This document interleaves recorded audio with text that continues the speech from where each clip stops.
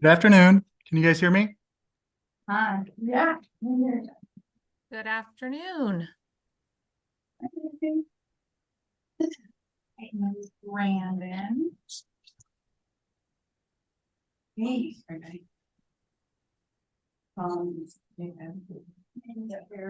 They come to another 3. Lacey. That's all we Okay, need. that's all we need. Are we ready to All go? we need. Okay, guys, it's 4 o'clock, so we're going to go ahead and get started. Did everyone get a chance to look at the minutes? Any questions or amendments? Yes, my name is spelled incorrectly. Oh, I'm so sorry. I'll fix that. Thank you. Okay, other than that, any other edits that need to be made?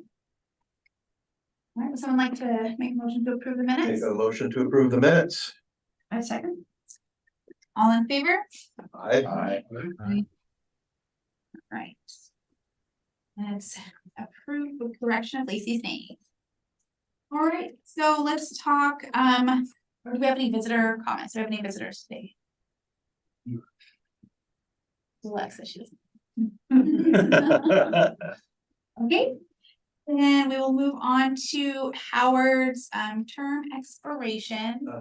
If you serve 2 terms, Yes. right? Yeah. So you're up, Yep. and it's my understanding that you would like to be reappointed. Yes, I would. Okay. So with that, this is my first time having someone have this happen over here. So do we vote to approve if he extends, or how does that work? And then he'll take it to the city council. Okay, Or we have to wait, have all the. You have to wait till the. Closing of, when was the date that, if anybody wanted to, You did get an applicant. we got an applicant? Okay, so then we go through and interview the applicant. you have to, or I don't know. You didn't have to last time. According to the Okay. resolution. So then I will touch base with Kathy about that. You,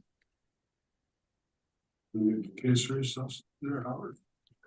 I enjoy it, don't I bring such a beautiful expertise to this group?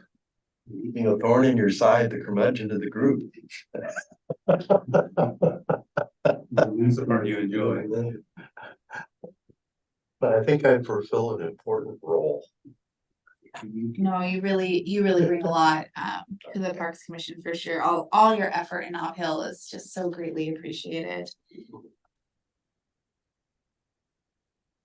Okay, so then I will touch base with that. And when does your term expire then, at the end of December? Yeah. Okay, so we can make a recommendation then at the December meeting for Howard. I believe so, yes. Okay, So how does this work, Dana? I will confirm with Kathy because I'm slightly unsure. Okay.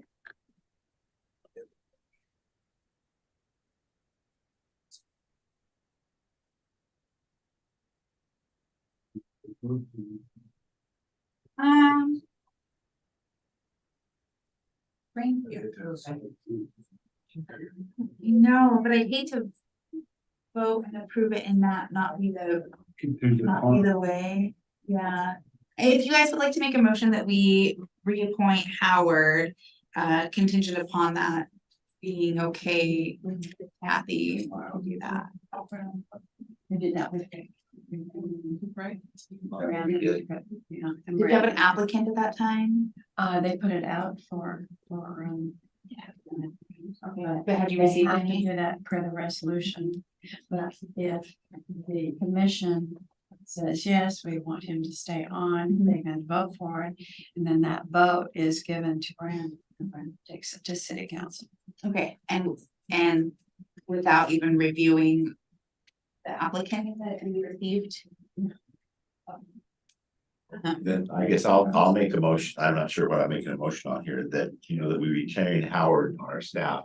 And the reason for that is because of his work at Knott Hill Park, he stays well more informed than I do by a long shot with its, city affairs.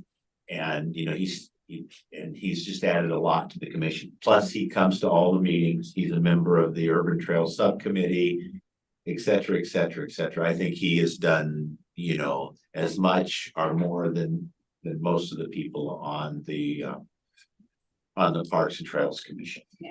I'll second Okay.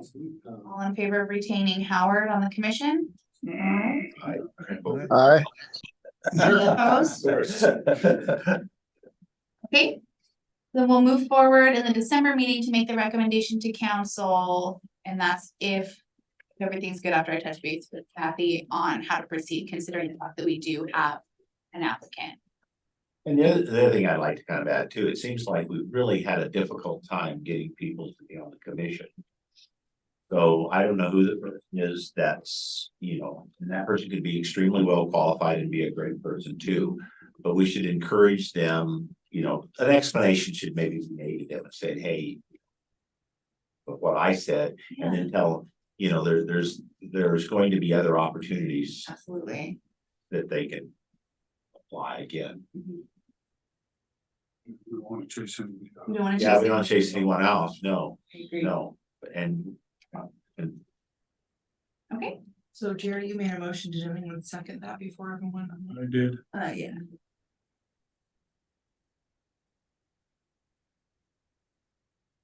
And did we have someone come in for public comment or not sure? sure. Were you here just to witness, or were you wanting to make a public comment?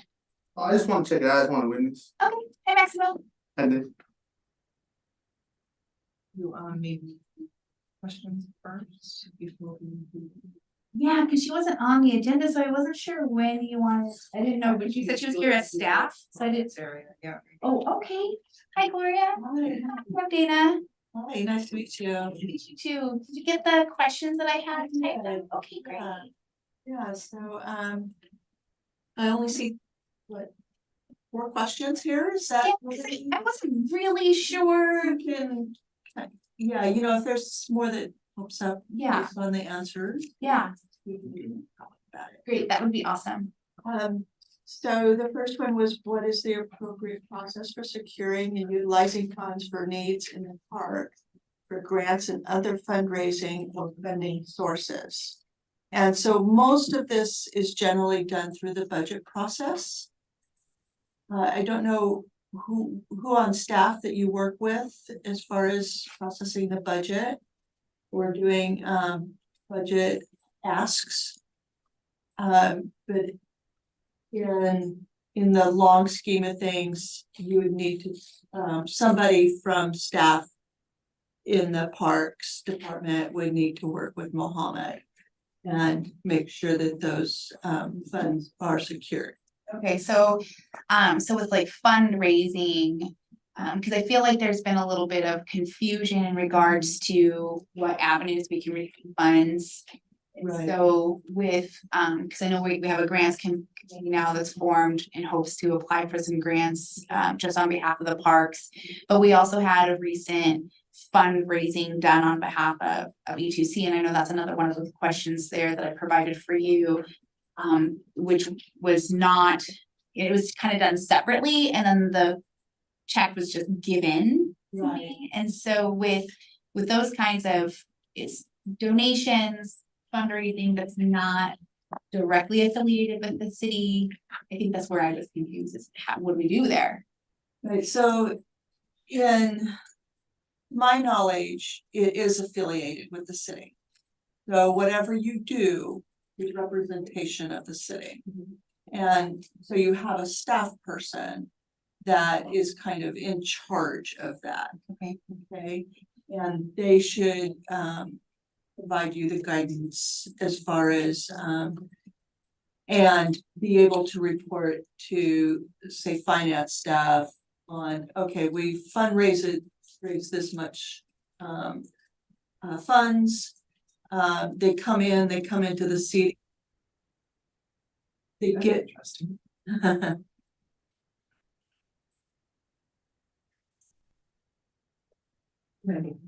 They get receipted in. Uh-huh.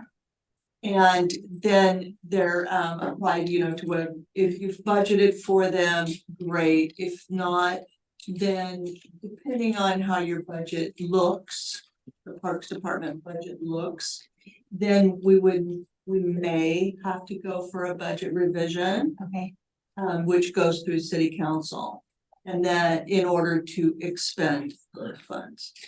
Okay, so there's the receipt side of it where you're getting grants and donations and all of that. And then there's the expenditure portion of it, which also needs to be budgeted. And again, depending on how your budget looks, if you can go over your full budget in your department, then we'll need to talk about it before you do that, so that we can talk to council. So then what is the process regarding donations from public and private entities toward a parks and trails, specifically receiving, documenting, and utilizing funds? So there was an example was the memorial. So that's a good example of a grant / donation that was specified for that purpose. And we received that in or build it out, however it was awarded. And we expended those funds. And so it all goes through the budget that way. So those are an example of it wasn't budgeted. So we'll keep an eye on the department budget. And if the department's budget is starting to go over an expenditure, then we'll pull those and pull those in as a resource and the expenditure in a revision with the council. And then that, I believe, is kind of pretty much the same answer for the E2C yeah, donation.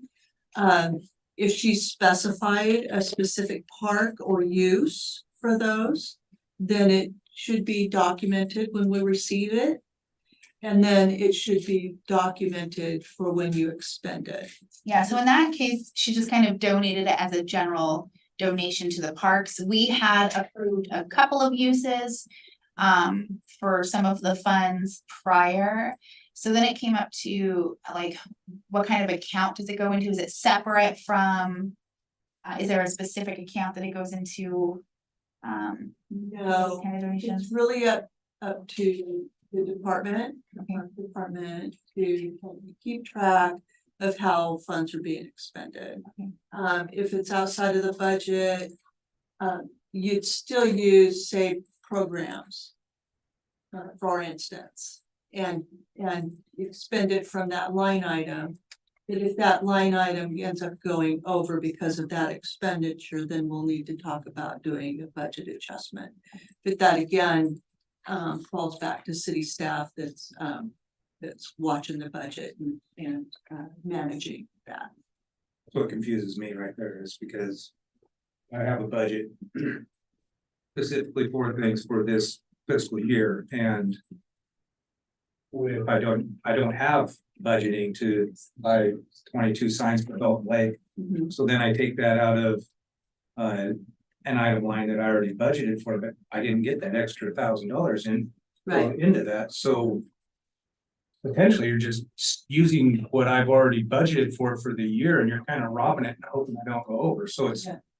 I don't understand where the $1,000 even made a difference if we're just praying I don't go over the budget. It does. So if you know, you're managing your budget, so you know you're going to spend this much that you've got in your budget.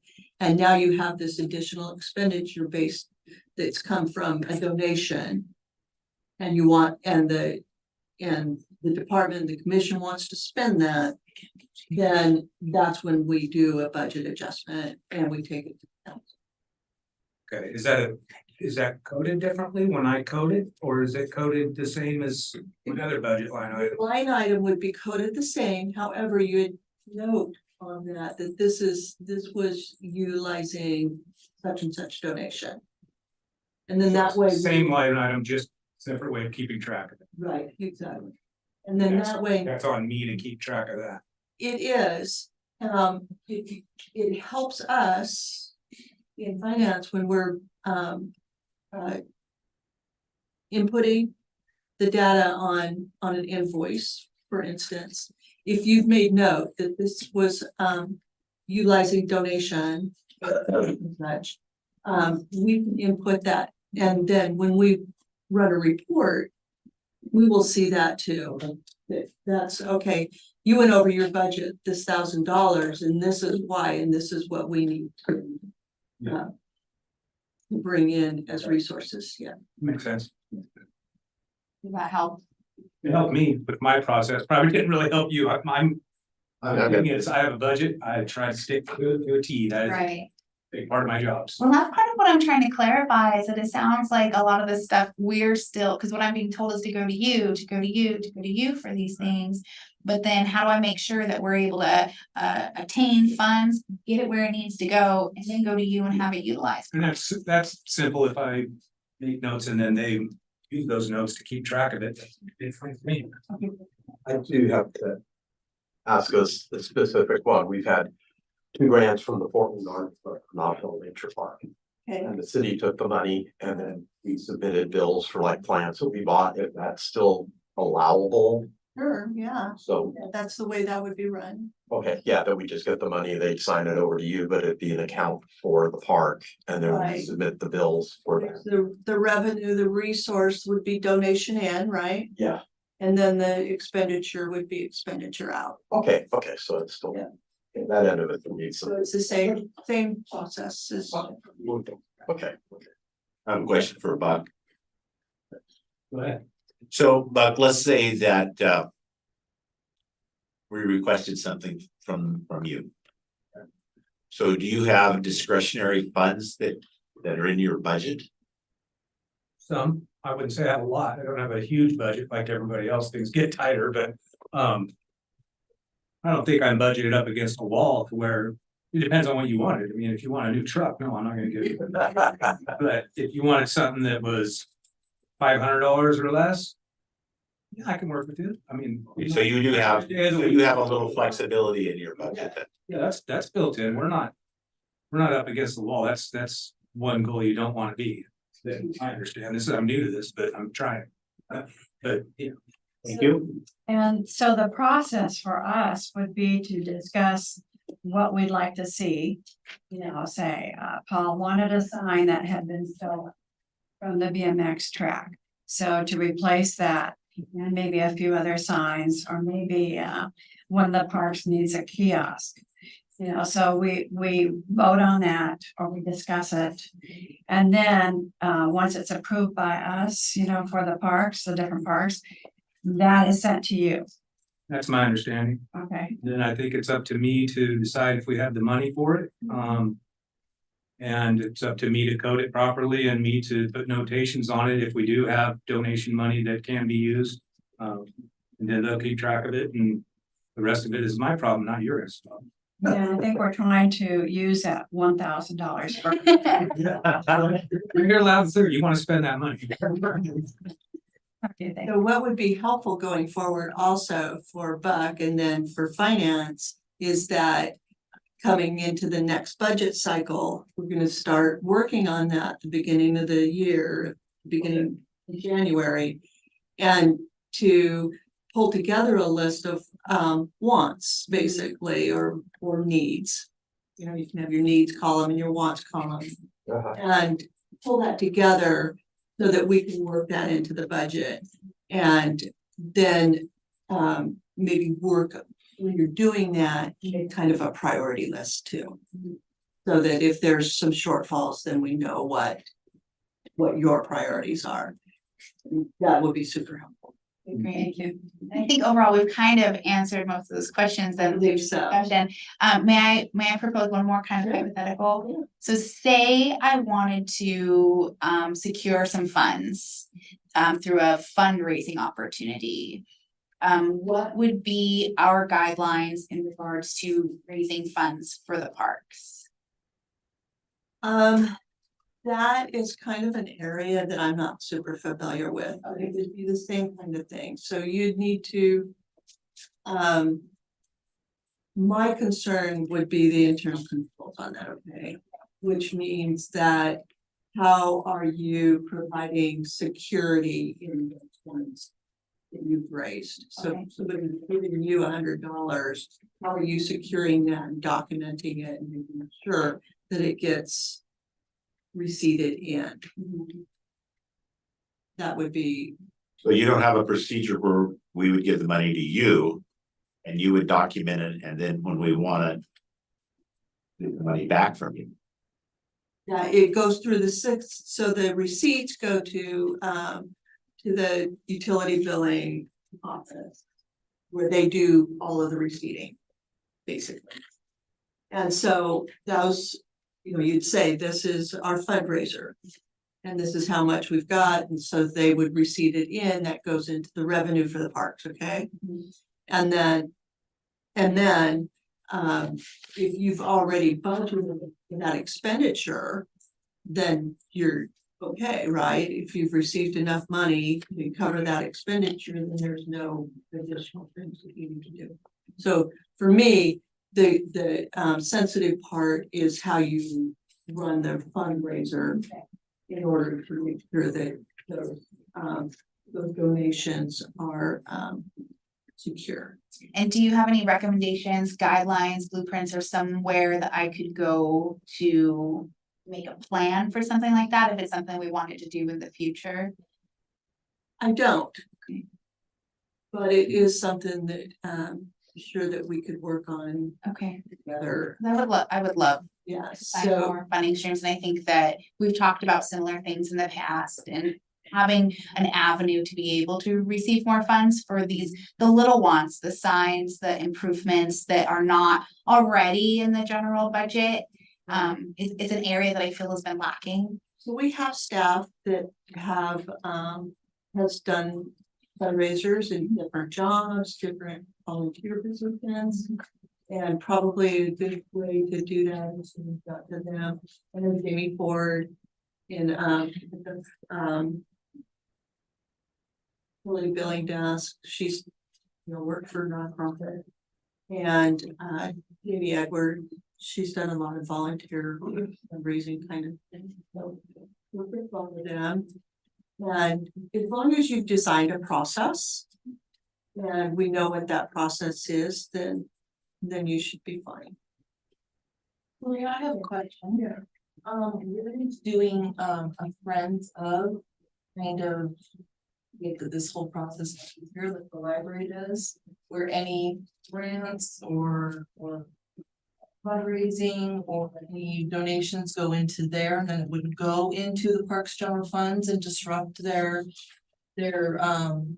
budget. And then they can pull on it as they like. Right, so generally speaking, a Friends organization is a nonprofit in and of itself. And they would do the fundraising and they would also do the expenditure. So it doesn't go through the city budget at all. Right. But we could potentially do the fundraising and have it go through the budget. Yes. Okay. Yes. So we contact Buck, after we got the fundraising money. Yeah, once we've, it sounds to me like once we've secured the funds, deposited the funds, it's gone to the budget. And then we can say, hey, Buck, like, here's our wish list. What can you fill for us? There's a copy. Right? Building in January. Okay. So another back to budget preparation, again, if you're planning on doing a fundraising. And you know it ahead of time while we're doing our budget, preparing our budget.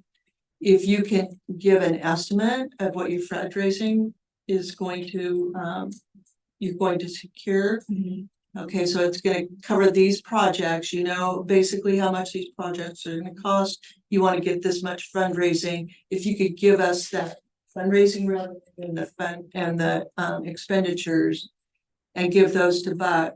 And then we can pull those into the budget. And then that would be super helpful. Then we don't have to go back to council for any revisions. Okay, perfect. Not a hypothetical thing, but let's say that Doug Morton wanted to donate some money to buy concrete. Myself. We just went and bought it and used it. Does that need to go through any process? Not if he's provided you with a consumable, Okay, then I wouldn't, and it's very minimal at that. right, Okay, right. I would say that that's not necessary to go through our budget. okay, good. The That's whole, the simplest thing I've ever seen this city do. Thanks. must be wrong. You have a question? Yeah, on that same note, if someone were gonna like volunteer their time or like their, like if I had like my guys come out and help clean up a park or something, is that, you can do that? Yeah, let's do that. I think that you would need to talk to Kathy about that, and just so that there's a certain process for volunteers. And we all love our volunteers, but there is a certain process so that we have insurance and all of that kind of thing. We have volunteer forms that they fill out that covers a lot of that. You will be in a business, I'm not sure if that changes anything, and you know, but Which one, you guys have to fill the form out or I just fill the form out? And I think Every everybody volunteer. on site has, if they're on the clock and I'm paying them? Every person. yeah, we're still on our. Okay. Well, that's neat to hear that you may think of that. Thank you. How many hours a week we get now? To the flow season. Awesome. I think that satisfies pretty much everything I had sent to you, plus more, so thank you so much. Did you guys have anything else before we? The Thank budget thing is huge, though, what she's saying for Yeah. me. Make life a lot easier for me too, because I have to try to anticipate what's coming up, and if you guys have thoughts, things in your head. I'm gonna ask for more money, I gotta have a good reason to back it up. So, What would be the month that we should have one of our meetings be dedicated to coming up to the budget? January. January, Is January when it's due or January when we should talk about it? Well, you should start talking about it sooner than later. Okay. next month, December. We could definitely say for next month, some like actual. I'm fast, you know that. so- Yeah. Yeah. So I would put a due date, February. Okay. Like I said, the better the reason for asking for money, the better chance I gotta get. Absolutely. Oh, thank you so much for your time. Thank you for being with us. Great. Thank you. All right, that was fantastic. So then we can move on to the special use permit recommendations finally and close this chapter. Did you guys, did she send out the list of notes that I had compiled on the specific things we're gonna talk about today? Okay. Okay, yeah. It's not too long, and it's just everything that we really made a strong note about during the last 4 months. Can I ask one question? Did you give her a reason, Jenny, or I just? think Scott, you had asked John to give an update on Columbia View Park.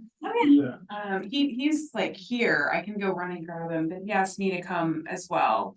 So that's why I'm here. We can skip to that real quick. That'd be awesome. Let's do that. Okay. We try to accommodate employees. Yeah, sure. Yeah, I sorry for appreciate that. interrupting, but. No, that's I perfect. wasn't sure if number 3 was just like a, yep, we're good. Sounds like it's a saga, so. It's not gonna be too long. It's not gonna be too long, but it's been a long time coming. So let's make sure we secure your time out. Yeah, if you wouldn't mind, I think he was planning on being here. So this was is this a standing item on the agenda or this Columbia View Park? Or anything? Well, it's just an annual. Oh, okay. You were prepared to give a report, Scott, is that? Well, an update, I don't know if you call it a report. Sure, okay. A little formal. Well, I just saw there's other parks on here too, so it's just, it sounds like you do kind of every park every so often. Yeah, Okay, every year. got it. A park every month supposedly, but we. Yeah. We got behind. I We know. got that, yeah. You wanna tee it off, or should I just? Well, you just go right ahead. Okay, so. I think maybe John had mentioned in one of his department reports at council. That the Riverwalk bids came back higher than anticipated by quite a bit. John, I was just getting into it, so. Go for it.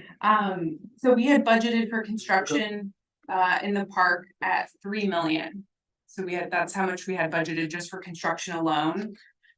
We received 3 bids from Colf Construction, Kodiak Pacific, and Tapani Incorporated, all pretty reputable construction companies. Most of them specializing in public works, utility, roadway type work.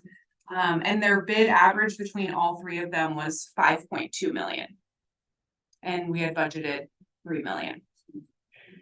So obviously we took a hard look at our bid estimates or our cost estimates, and we're like, where's this money going? How could we be so off on our cost estimating? We all had kind of a sticker shock moment.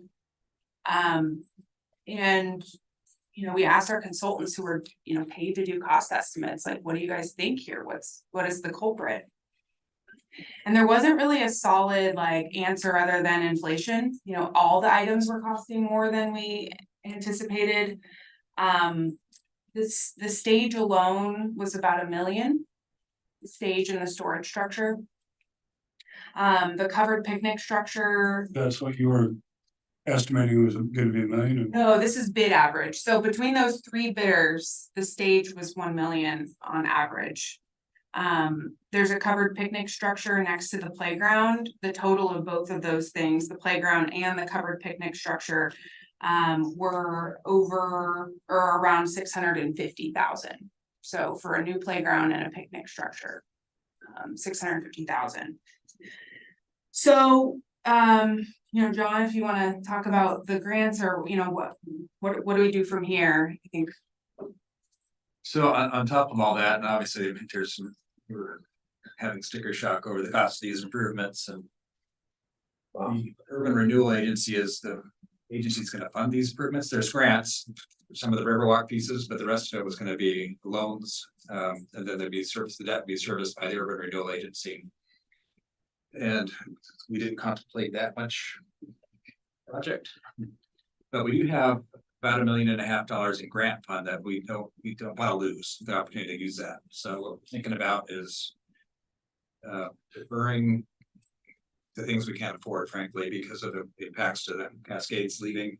Cascades issues closing and leaving is hurting our project funding, it's hurting the city general fund resources, and it's going to be pretty broad reaching because they're our biggest taxpayer, their biggest employer, biggest utility user, and they're leaving, they're gone basically.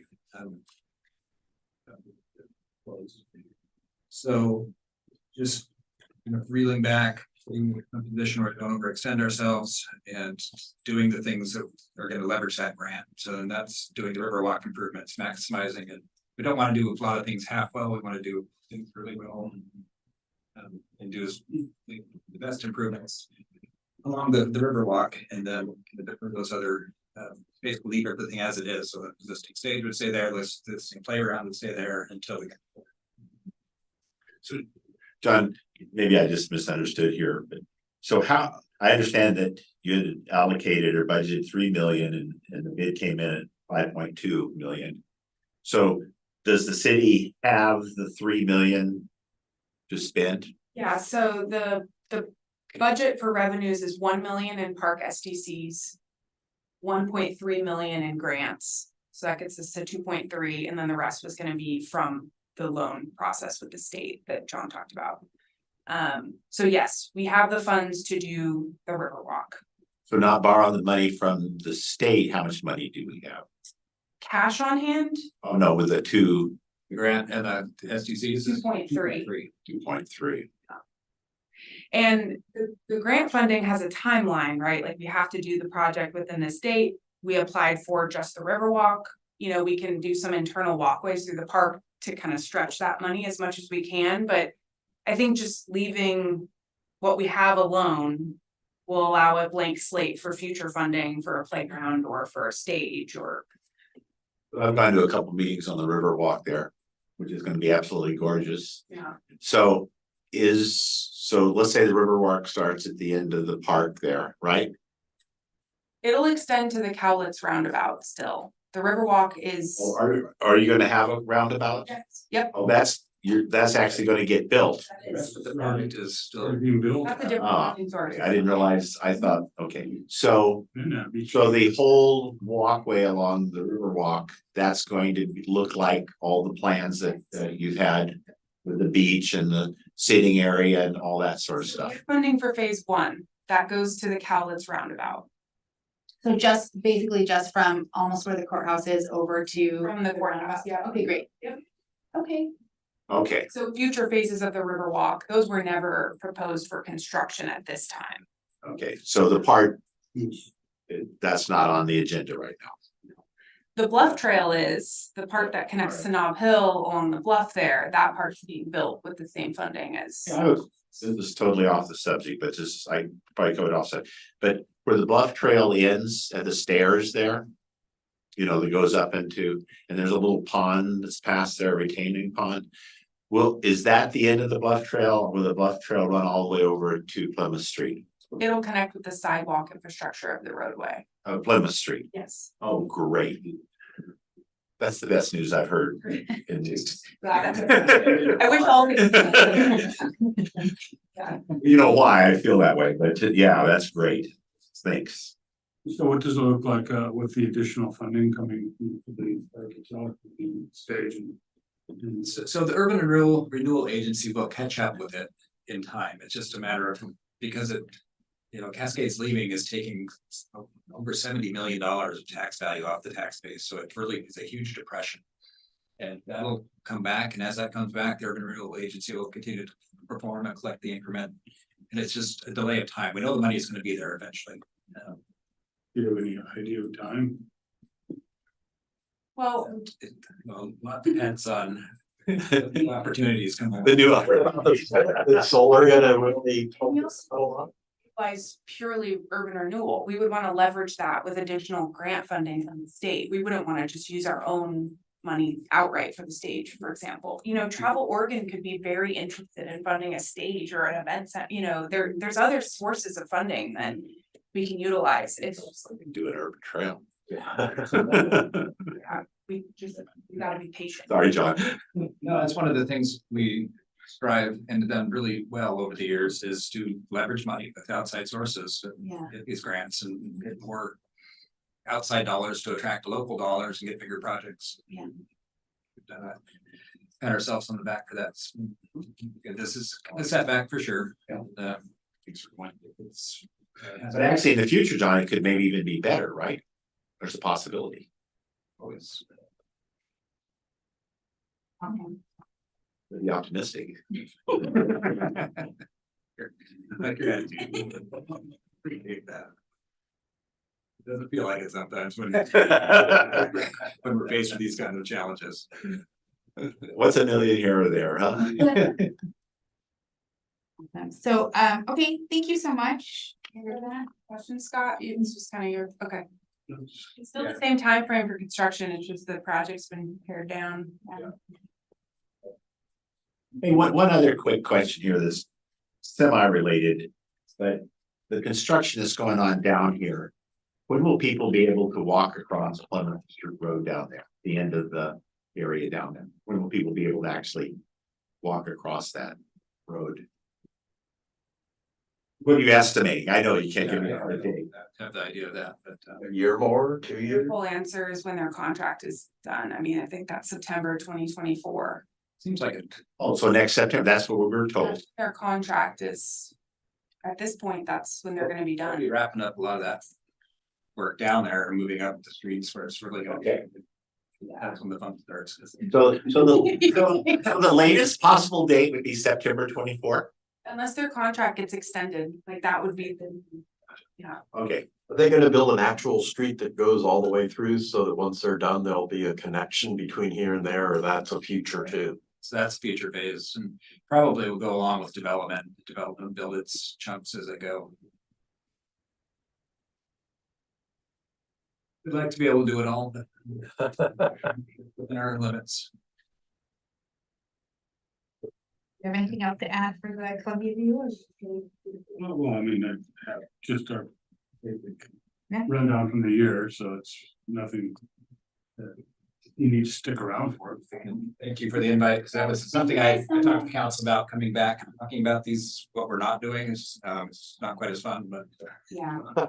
We still deserve to know. and, It's just as important for us. That way we, stay up to date and can kind of plan some of our things as well. yeah, one of the big things that people on this commission had an issue with, not so much me, but other people. A lot more than me, is that we felt like the city was not keeping us informed. And we really do appreciate you coming and, like I could ask you guys a couple questions and poof, we got an answer, I mean. And sometimes it's really, anyway, I appreciate you guys keeping us in the loop. Whether we can do anything about it or not, we at least know what's happening. Well, and your format, having parks commissioners, checking in with staff and having things to report out works too, so I'm happy to come at any time. Thank you so much. I want to get one of those cheer reports. There. You wanna finalize your comments on Columbia View and then we can mark it off I the. was just gonna go through with the basic chronology of what transpired through the year. So, And we'll be down on Wednesday too. Oh, great. I'm curious about that. The tent will be down. Yeah. It's free. so I was just giving you a rundown for. Thank you. I've already told you about, meeting with John and Jennifer earlier this year. They had staked out the stage and all the they're doing with that, and my still my reservations, but getting people together about that, so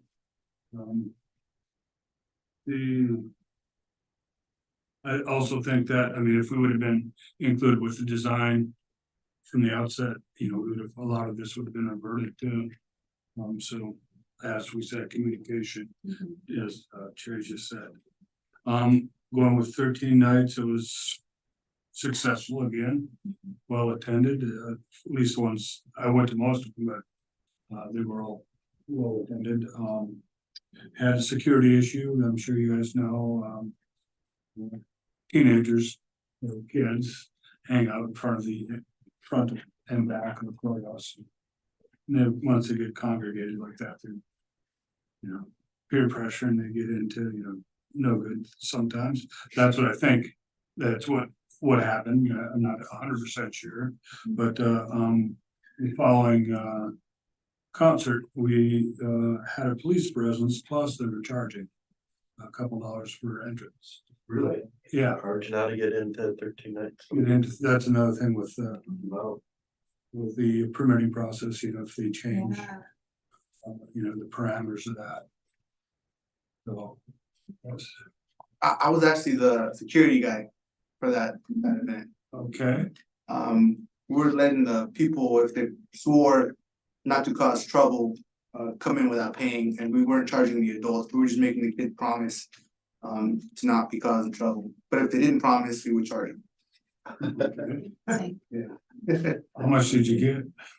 A lot of promises? A lot of promises. It's kind of on the honor system.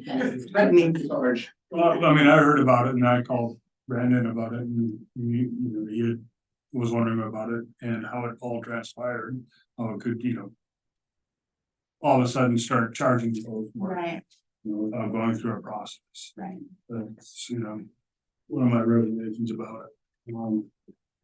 And the following week, It's pretty much no more charging, I think, after that, so. So, Message got out. yeah, and the last concert was delayed because of weather on 13 nights. Halloween Town, I was gonna say something about the big tent. I guess it's going pretty It's soon. going.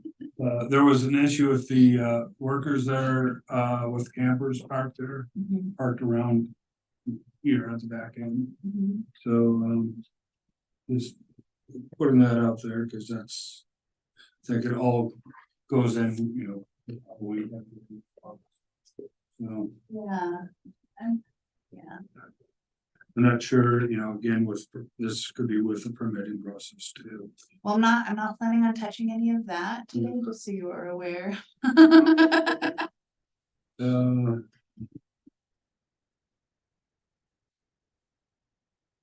And then what it was, the last part was just about, with John and Jennifer.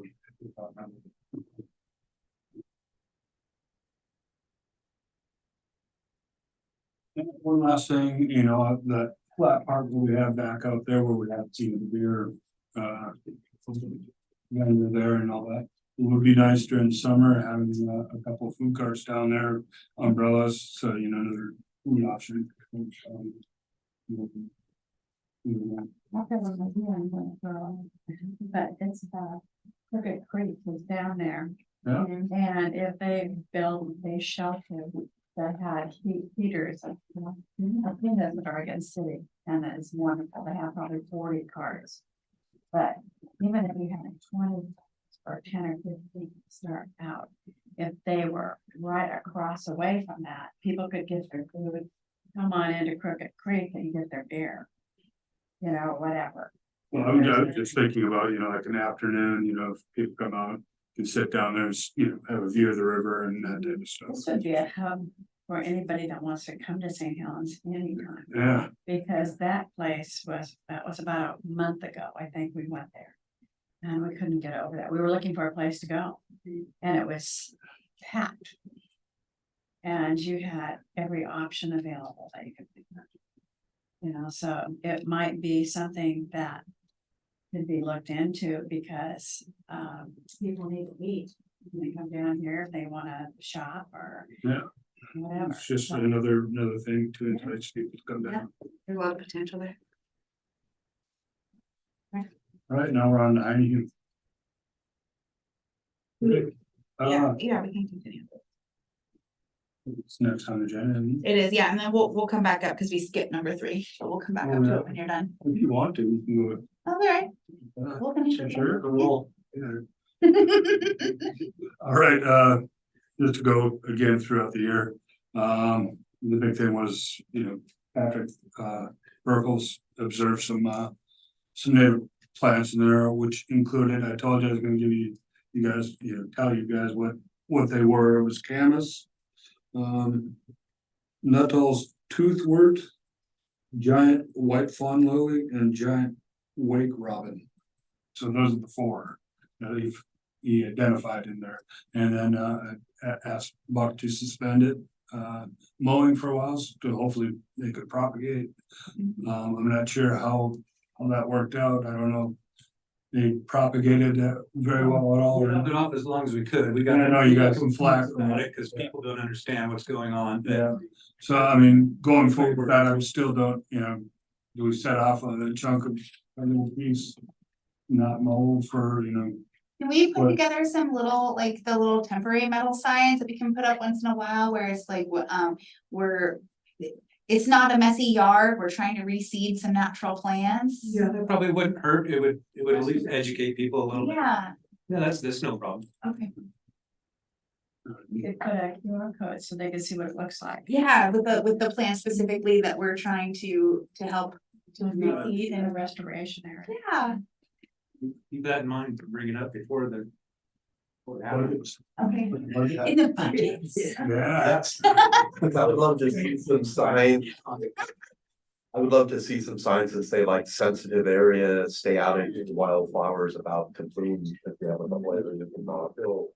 Where people start racing through the Camas meadow when You make it simple, but educational helps. Yes, Yeah. yeah, let's put some money in the, try to put some money in the budget for some signage like that. All right. Lynn would have some place Yeah. for a sign like that too. Went and spoke with Melissa Watson at the senior center and chatted with her about the potential for the park. And we discussed what I think would be really nice for that. You know, since we have a senior center right there, to have a ADA accessible trail through there. So the folks from the senior center get down there through there. I mean, we could probably get money because I think the ADA portion of it would hit some spots where, you know, you get funding for it. And I would think also down below, you know, what started my thinking on it was, there's a nice big tree there could be, they could go down there and sit down there and have a view of the park and that stuff, because all the nice trees there. But it is, I mean, it would have to be terraced. It is up on an elevation where that is, but this is on the far end of where the garden is. So we discussed that a bit, and also what what she was talking about was the periphery of the parking lot there. That's kind of untidy. They had taken out plants a couple years. Oh, yeah, where they ripped out the bushes and stuff. Yeah. Never really got And I think it's city planted or any. It's city property, so I mean. There's been discussion on that, whether wanted that seeded with grass, what they wanted. Well, I was thinking, I mean, we were discussing that if the Spruce Bay watershed could donate some natural plants to that area along the borders. Well, I wanna bring up So, something too, you gotta possibility. make sure it's easy for maintenance to take care of. Yeah. Because they had, the bushes that were there were huge, they were, I mean, unless you kept on top of it every week, you know, cutting and. Right, and it's not a real hot topic area, so it doesn't get as much attention as other places, so. Yeah, if it's something low maintenance or something, sure, we'll know about it. Yeah, it's just something that got put on the back burner and nothing ever happened with it last year. And then, luckily the dog park, we've already discussed that, can get muddy. We flip on it, a bit of a hazard, trash bin can get smelly in the hot summer. And when dogs and owners can get down loud there. Yeah. That's. Tiny human, awesome. There's a product called Zeofill that you can put down in lawns or gravel areas that eliminate odors from urine. This is actually in the bin itself, you know, it gets filled up. Oh, okay. And then there's also a product, Deposits. I forget the name, but it absorbs like it's called Turpus. They put it in like professional baseball fields, it absorbs like 20 times its weight in water. So if you have a problem with mud, you can put that down. Put it on our ball fields. Okay. Surface. That's something that would be safe to add to the dog park area. It's fairly expensive. It's very expensive, but if you aerate and you put it in the pool, and rake it up, it shouldn't make a I problem. think Little League spent. We guesstimate $4,500 on that turf this year. And how much area did they cover with that? One baseball field? Oh, well, not even quite one. I think they got the whole thing. They had like some. It is mixed in with the dirt there and that's where it's forced to absorb water. Yeah. And I mean, our field right now, I was on Oregon. Right. All right. Did you want to just continue with the park updates real quick and then we can finish those off? The Botanical Gardens, you guys have anything? I'm handing that out to Jerry. Jerry? Botanical Gardens, very good. I wasn't quite ready to go here, but We can come back to you. no, I'm good. It wasn't long up there. Jerry? Oh, where was I gonna read this thing at? Okay, the Botanical Gardens, it's a nature park, just like Nob Hill Park is. And as far as people being satisfied with, that's what I was looking for here. I found it earlier, but people are like, it's well maintained, is like 7%, and the next closest one was like 40 or 30. So not many people go to this place, but it's a nature park. And a nature park basically is just where you go and you kind of walk the trails, you kind of meditate, you enjoy nature, and that really is kind of a nice place to do that. So a nature park, I'm reading this. Nature parks are land set aside for preservation of significant natural resources, remnant landscapes, the old rock quarry, open spaces, and visual aesthetics. There's some pretty places down there. So that's basically what a nature park is. I won't go into any more of that. The park is located by the Elks down there. You can go to the Elks. Here's the entryway. And from about, I don't know, 2003 to about 2013, I went down there probably 4 or 5 times a week. And I've named all the trails. I even built a lot of these trails, so they'll have names, Buck. I'm sure I use them right here. And I used to really enjoy going down there a lot. It's not used very much. Basically, the park has 2 parts to it. When you first walk into it, you walk down the road from Belton Road, you walk down into a wetlands. And it's a pretty wetlands. Yeah, it's wetlands. And then there's a bluff here where the old quarry has pushed rocks over the cliff there for years and years and years. So there's basically, there's 2 parts to it. Okay. What else I want to say? Basically, what I would like to see there is a kiosk. We've talked about that before. I'd like to have a kiosk here, and maybe even made out of, the old, what I want to say, the bricks, the volcanic cubicles, Like the basalt. Yeah, the basalt, yeah. And that's where they mined them, and I found several of them down there and stuff. And it would be nice if the kiosk had a couple things on it. One, if it had a map of the park, so people would know what the mark, what it looked like. There's also considerable amounts of poison oak over in this area here. And as I said before, Emily says, hey, you can spray the poison oak next to the park, to the trails and stuff, but leave the rest of it for habitat for the birds and wildlife. They like to hide in it. They like to eat the seeds, which I didn't realize, but so poison oak does have for some animals, it's really a good thing. And so if we had a kiosk there, people would know where there's a parking area there that you can park. And it'd be nice if we had some information about poison oak, so people knew what it looked like. And the other thing, maybe some historical facts about quarry.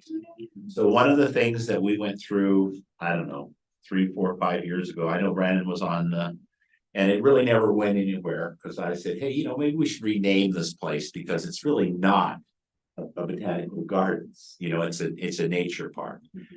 And so, somewhere down the line, we might want to rename it. Brandon said he was going, I think he said he was. I thought Brandon said that he was going to, come up with some possible names to see if, that we could use. So that's this park, not used very much. Okay. The other park I'm supposed to talk about is Godfrey Park. So Godfrey Park is a neighborhood park.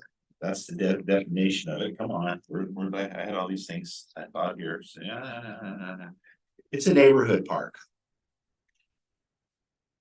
It's on page 40 minutes. It's back there. It's called it's a neighborhood park. It's got a different designation. It's not a nature park. So neighborhood parks provide close to home recreation opportunities primarily for non-supervised, non-organized recreational activities. They are located within approximately a 5 to 10 minute walk without crossing major thoroughfares, et cetera, et cetera. Neighborhood parks typically include amenities such as playgrounds. And I know at one time, Jennifer really was trying to get a playground added there. And it just kind of, I thought they had funding for it and everything else. We went with that for months, and it just kind of went bye-bye. So, that would be a nice thing to have for kids to play in there. Okay, so neighborhood parks typically include amenities such as playground, outdoor sports courts, sports fields, picnic tables, pathways, multiple use open grace spaces, et cetera, et cetera, et cetera. But as far as Godfrey Park is concerned, you know, it does have some amenities. It does have a covered area where people can picnic. I see people, I walk through there still pretty regularly. I don't walk like I used to. I still see people there pretty regularly. There's horseshoe things there. I don't really see a lot of people playing there. Basically, I just see them sitting under the covered area and sometimes playing horseshoes and stuff. But the one thing I would like to see is I would like to see a pet area. Because right down there, there's doggy bags that you can get there. So when you come up, so you're on Columbia Boulevard. They have the dog just about a block away. Great bus. I know, but then you have to go down the cliff trail, up the stairs, you know, anyway. Well, I mean, I'd be all for it to actually put a pet area for that in Godfrey and take it away from Oh, take it away from there. and put a garden, a formal garden at that. That would be nice. Well, okay, what we've talked about a lot of times. I was for like just a pet area, just where people can take their dogs. But if we wanted to make it, you know, an off leash fenced area and removed it from there to there. I think that's probably a pretty good idea. But so if you're on Columbia Boulevard and you walk up Forest Street, you'll come to Godfrey Park on your right. And there's a road that goes through there, an old road that goes all the way over to North Second Street. So when you first enter there on the south side of that road, I would like to see the doggy bags moved over there. A sign that says, you know, pet area, please pick up after your dog. That would be my recommendations for there. I've never thought about that idea, what you're talking about, Scott, but I am not opposed to that. If they wanted to make that area on the south side there, it'd have to be fenced in, so we're talking money. Every time we do stuff, it costs money. And that'd be an off-leash place, and it would be certainly a lot more convenient for a lot more people. When you said you don't see people playing the horseshoe game, you know. Well, occasionally I do. I was wondering if maybe, because a different generation used to do that, maybe something else could be put in there, maybe even I don't know if water is there, but like a splash pad or something that they could use in the summer or.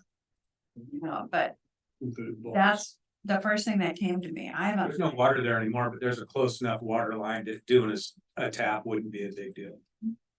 If that was something. Yeah, I would rather see, because Lynn's talking this stuff, we're just throwing stuff out here. I would rather see a splash pad down at Civic Pride Park, right by the swimming pool. If we're gonna spend money for another splash park, the kids really like the splash park. One of my dogs loves to go to the splash park. And I think a splash park there would be a better place. In the summertime, I do see people picnicking there, and occasionally I've seen people playing horseshoes. There's a lot less trees there too, so you're gonna have a lot less debris falling on your splash pad, Yeah. which creates maintenance nightmares. Yeah. Right. Alright. So the civic park, is that the one next to Red Apple?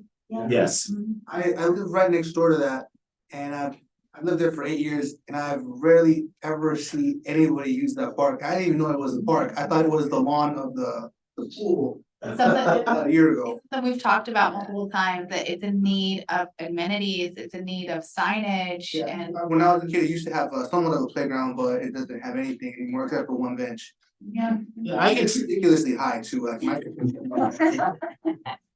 can see if there was a splash pad there. I thought of that. When people, we've talked about this before, but Yes. yeah, I know we're totally off the subject, but I can see that when parents take their children, you know, to the swimming pool, or maybe even kids ride their bikes to the swimming pool and they do their thing, when they're through, they would go, you know, the splash pad would be something that I could see that could get quite a bit of use. I agree. Those are neat, but I would hate to see us get into another one like what we have at Columbia View Park, where all that water is just dumped. It's never recycled. Nothing goes on with all the water that goes from that entire splash park down here. It just goes in a pipe and dumps into the river. And I've always thought that somehow we should recycle that into our landscaping. Well, I have no idea how that works, but it would be a dream if we could recycle it back into some garden beds there. I would love to see. I've always thought, especially down here, I always thought there would be a great way to have a containment solar power that pumps it back into the park, a great demonstration. You also have health risks involved in case a child has a cut foot, a child, Right. anything like that, or you have food stuffed in the. But if you used it as, It's so contaminated. I'm not aware of what other cities do. I'm sure there's ways of capturing it, maybe having it in a contact tank where it kills the bacteria in it, like treating your water. okay, you just pump it back in and put it in the grass and the landscaping and not worry about Well, it. then you, I mean, I don't know the rules on it. So someone. Sorry, we're getting off topic here. So Scott brought up a point there, somewhere in the future, if we wanted to discuss, I don't know how anyone feels about it. I don't know, I think it's an idea very well worth discussing, is that we maybe move the dog park, the off-leash dog park that's up in that area there. Because I agree, that could be used for a lot better purposes, and maybe move an off-leash dog park to that area, because the area I'm talking about, the area in Godfrey Park, that area is not used. I mean, it's just. It's filled with flat land. Yeah. Yeah, it's just, yeah. So maybe we can put that on the agenda sometime. I'll try to remember that, and we can. If anything that goes is the fencing, and you have to remember that if there's an existing fence there, that's the homeowner's fence. We cannot use that fence to fence in our area. We have to put our own fence inside of that fence. That's where it gets spendy, because homeowners can tie your fence to another fence and then you're all blocked in. We can't do that. We have to do the whole thing. So you gotta keep that in mind. From a personal standpoint, that was an off-leash dog park. I would probably take my dogs down there. Yeah, it's a great location. Yeah, I think it's a much more central location. Be nicer than the one on 15th Street that's like this. It's not very flat. Well, I just want to add one more thing, that whenever we're planning something, and I'm in the process of doing that right now. Boise Park property, we gotta think about the less maintenance, the better right now, because we've got so many parks. And it's really, the more intricate we get with what we want on these parks, harder it's gonna be for maintenance to take care of it, so. I'm considering that. I got a little information on the recycled watering fountains that somebody mentioned. Can you hear me? Yes. Oh, yeah, they do require a lot of maintenance. I think it was Buck. I didn't see who was talking, but as far as like public health, there's a lot of, I don't know a whole lot about it because I'm not on that team, but some of ours we had to convert from recycled to kind of do other things. Just the public health piece of it. You just have to always test the water and stuff. Thank you for your input. Okay, so is that all for Godfrey? Awesome, thank you so much.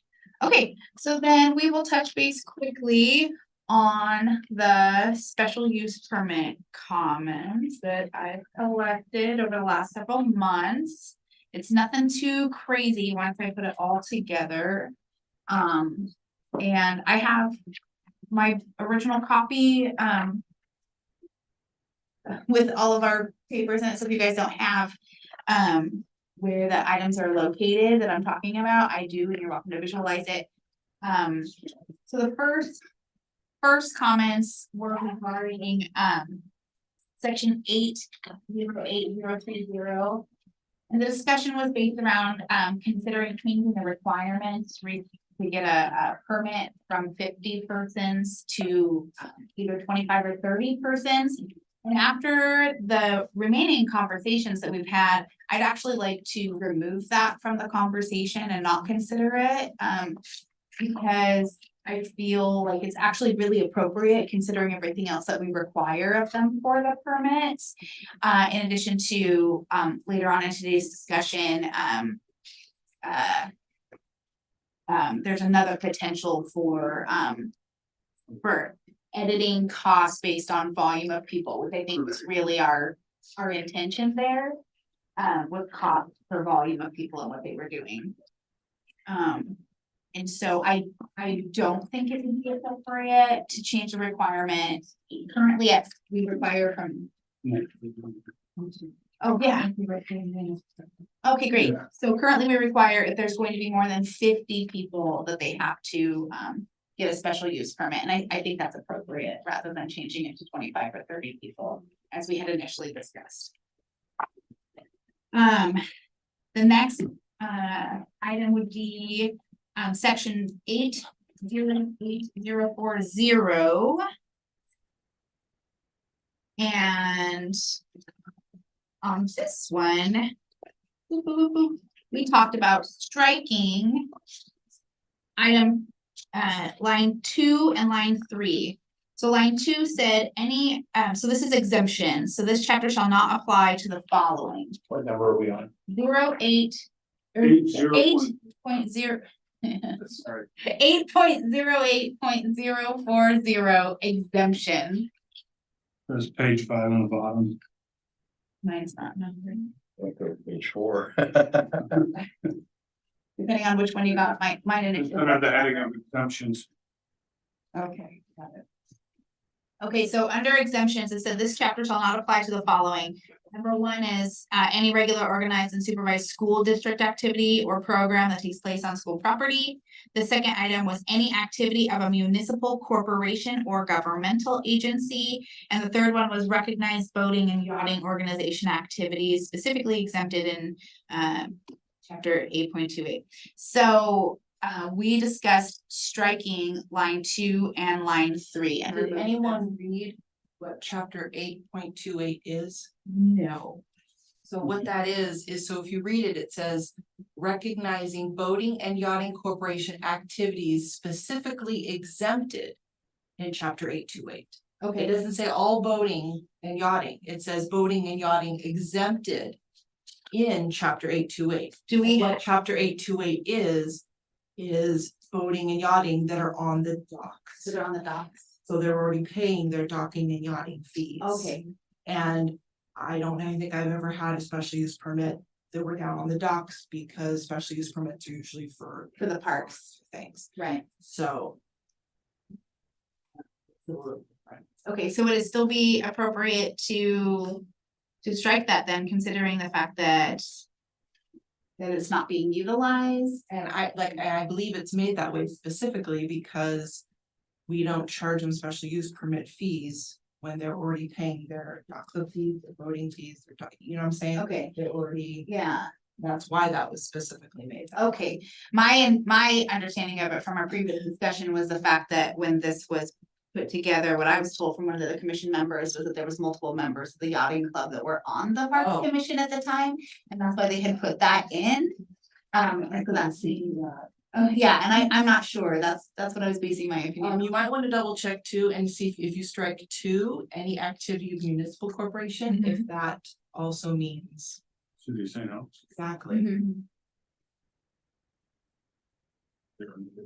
Mhm. Well, I think it's appropriate to require a special use permit for any activities, especially of that scale being done in the park. Partially because when we require them to do the special use permit, they have to go through all of that process, like with that pre-event planning and all of that. And I think that's fantastic, especially when we're doing large scale events. And so to exempt even the city from that, you're removing that process, which I think is appropriate to maintain. And so I'm still in support of striking that from the agreement. Did you guys have any comments, questions, input? Well, I think if we did strike it, it would give more visibility to the whole process. The municipal if they're looking for permits. So I think that, you know. How about you guys? I like drinking it, I believe. I don't have an opinion. No opinion. What about Lynn? Well, I can understand, what she's saying about that, so. So Melissa, I think Melissa's. so Melissa, if we, so it, which one Consider giving. gives you, which one makes a lot more work for you? Having it or not having it? Well, leaving it as it is makes less work for you. Right. But I mean, has there been an issue in the past meaning what? with the way things are? Not just we don't have planning for some of the events that really. Where if somebody else other than the city was trying to do it, that. There'd be a lot more details that would be answered in what they're trying to do. Rather than the umbrella that, oh, it's a city event, so we can do anything we want to, and there's. If you're speaking to what I think you're talking about, that I would not count that as the rule.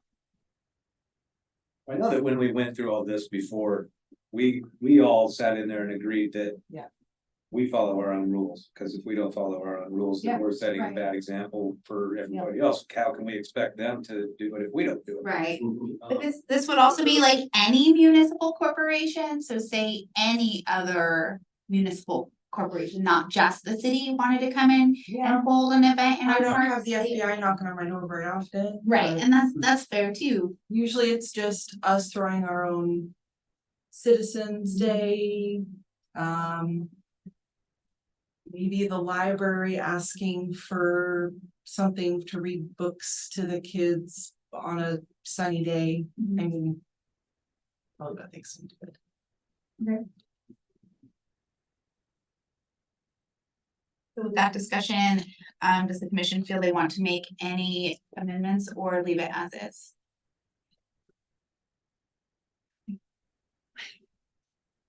We can Leave it as consider. is. Consider it and come back. I don't really have an opinion on this, to be quite honest. It makes more sense to the. Yeah, that's what. person that's doing it. Right. Too. Yeah. But when we bring a big, huge commercial thing through the city into a park, there should be planning that's involved in it. But just because it's a city, it should not get green lighted with no considerations for anything.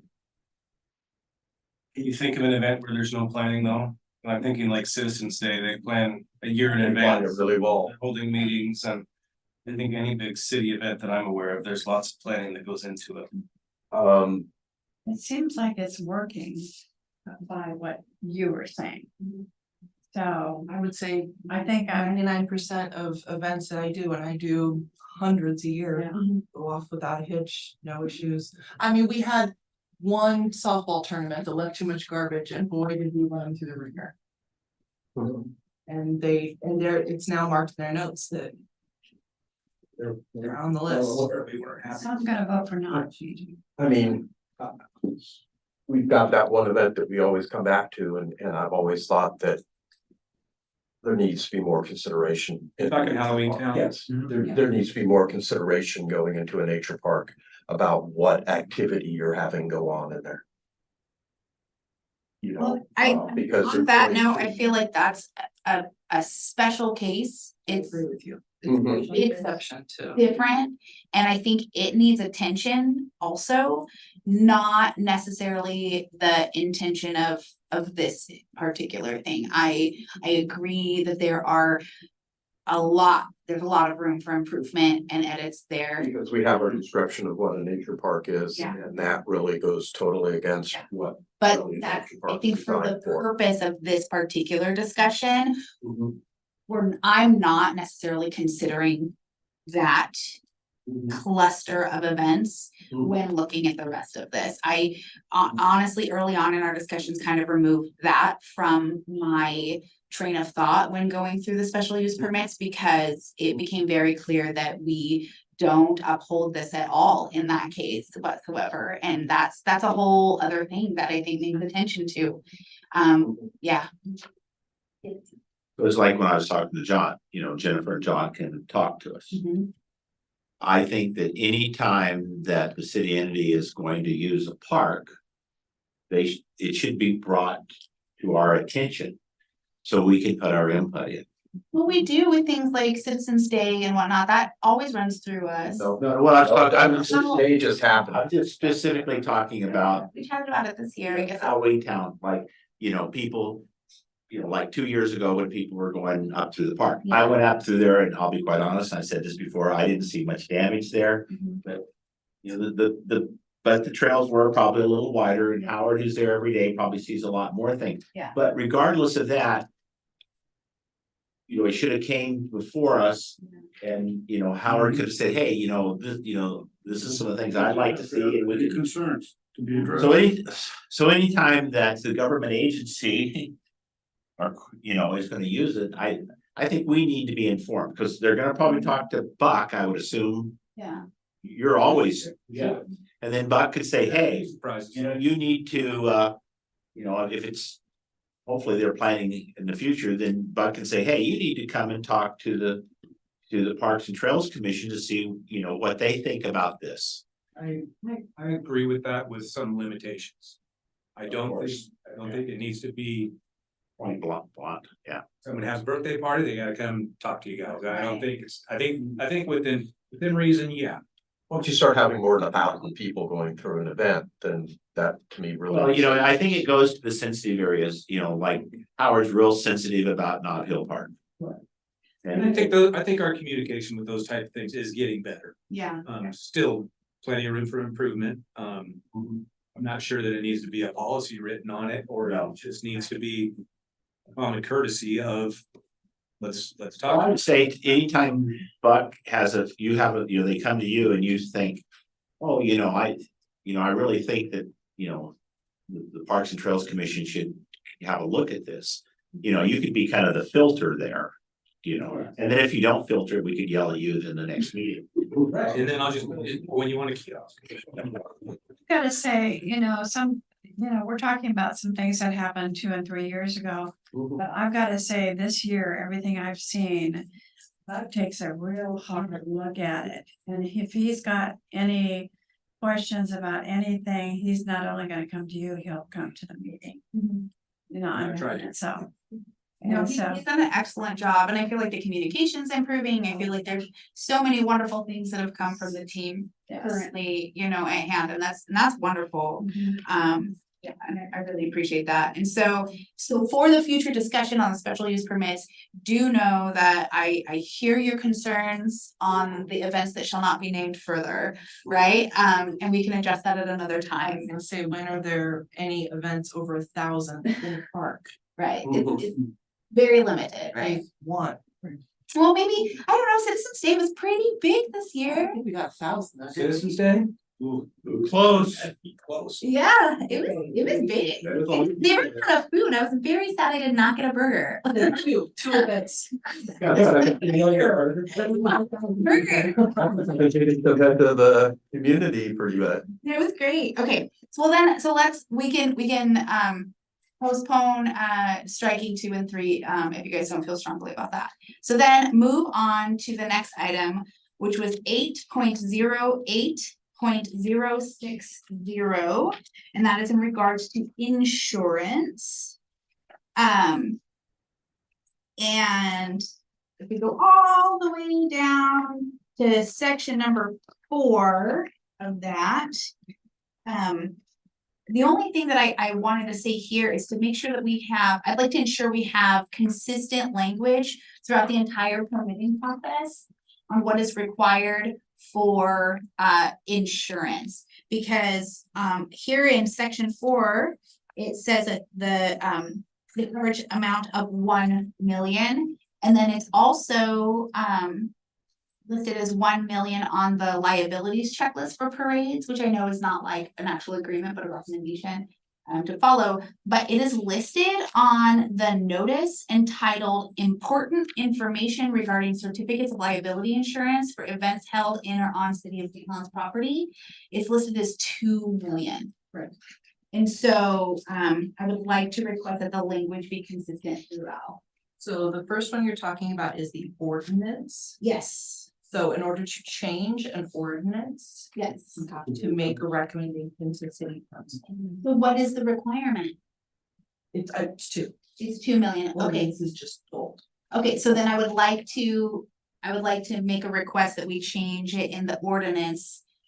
To reflect what is the requirement, which is 2 million, not 1 million. That's something we could request Brandon to do. Yeah, Melissa will send it. But I- Show up on the agenda. I believe we still need a motion and a motion. second and a vote. So would anyone like to make a motion to update the language? I make a motion to update the language from 1 million to 2 million. Second. in the code. Second. Okay, all in favor? All right. Aye. Ryan? Jerry's gonna. And Jerry's coming back.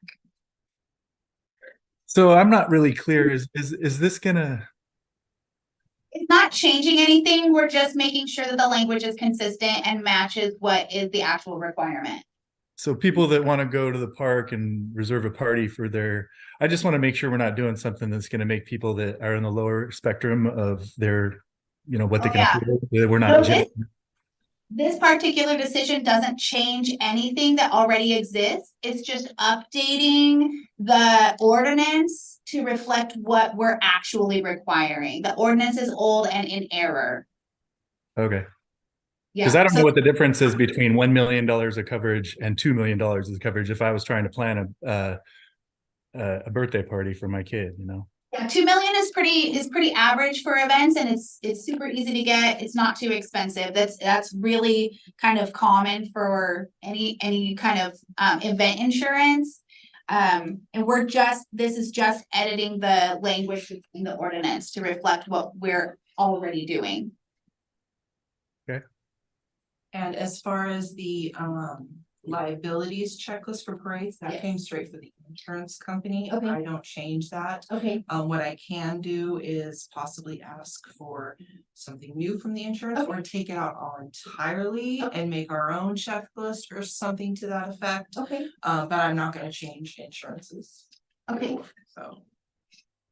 I just want to make sure that everything that we're giving them has consistent language so that they're not confused. Sounds good. Okay, great. Jerry, you gonna vote? Already voted. So you stepped away, they 5 votes. Okay. That's good. Okay, perfect. All right, no opposed. So then the next item on the list would be 8.08.130. Ordinance, and this is on offenses. And this is section 4 that we're discussing, and subsection C specifically talks about, this is regarding no dogs or other pets shall be allowed in a city park.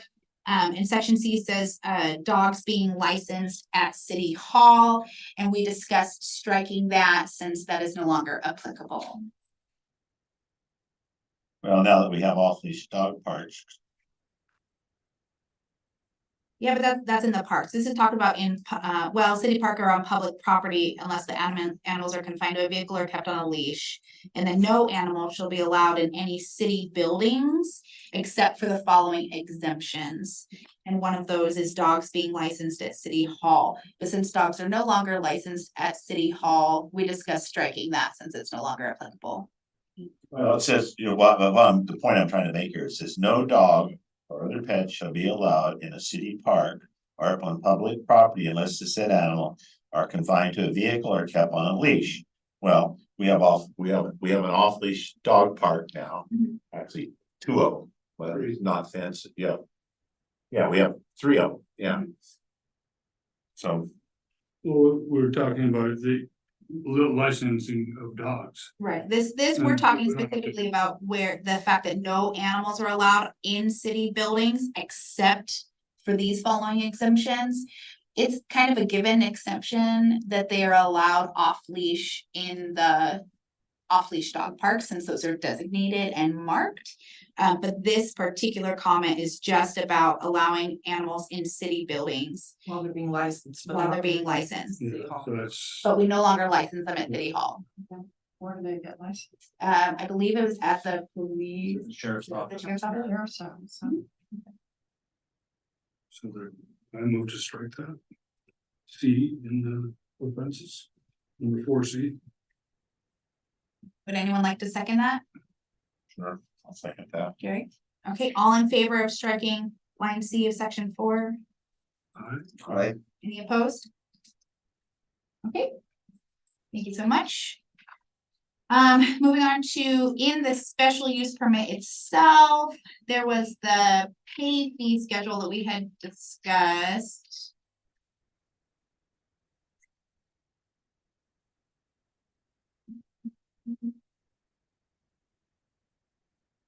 And that's here where it says the park uses fee type. And so this has listed out the fees that are required to assemble in each of the parks. And my notes for this one was to consider an additional fee for groups greater than 250 persons. And so what I was considering bringing up to you guys, since these are just the flat fees, like say a person has, 50 people coming and they want to use Godfrey Park, they have to pay $35 for their special use permit. My consideration was if they're bringing a large amount of people to the parks, right, greater than say 250 persons, I personally felt that that was a much greater impact to the parks themselves in regards to garbage, facilities usage, damage to the parks themselves requiring any kind of maintenance, and considering a fee that would apply to groups greater than 250 persons. What's the highest fee right now? I don't have that. The highest fee would be, let's see, for Columbia View Park, and that's $60. And that's for how many people? That does it say? It's just a price. So it's $50 for the special use permit. And then it's the park is, depending on the park, is however much. And then your insurance is however much. And then things onto that, but it's over 50 period. It's not, it doesn't go up on top of that. And so what I'm proposing is adding in basically an additional fee that would only apply For large groups. for large groups. And that it really is in consideration for our restroom facilities and Trust me, I get it. yeah. So I have a question for Melissa, just to clarify my thought process, which is sometimes really slow. So let's say I came to you and I said, okay, I want to go to Godfrey Park and I want to have a family reunion there, and there's going to be 50 of us. Okay, what happens now? Well, Godfrey Park is not one that people usually choose because there's no restrooms there. But you'd have to, Okay, let's say Great Cliffs Park then. usually not on their other things. It's usually, Columbia View, McCormick, and Campbell, because they have restrooms. Okay, so I go there and I say, I want to have a family reunion. Now what happens? What do you tell me? I ask the date to make sure it's even available, because I have the calendar. I ask how many people you're expecting. Okay, let's say I expect 50 people.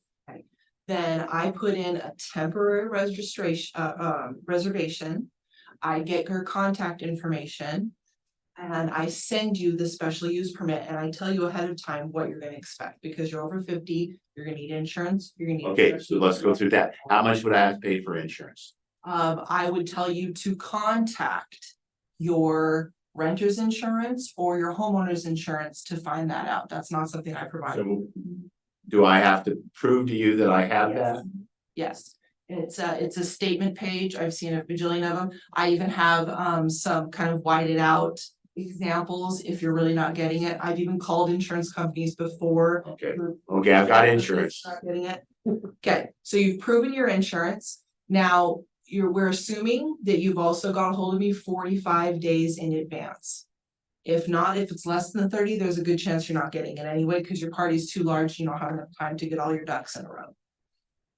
So assuming it's more than 45 days in advance from your party, and assuming you've also given me all of your permit, you paid your fees, because I've now emailed you an invoice So how much am I gonna have to pay for that? for that park, which park? Well, we really didn't decide on one, but which is the one that most people use a lot.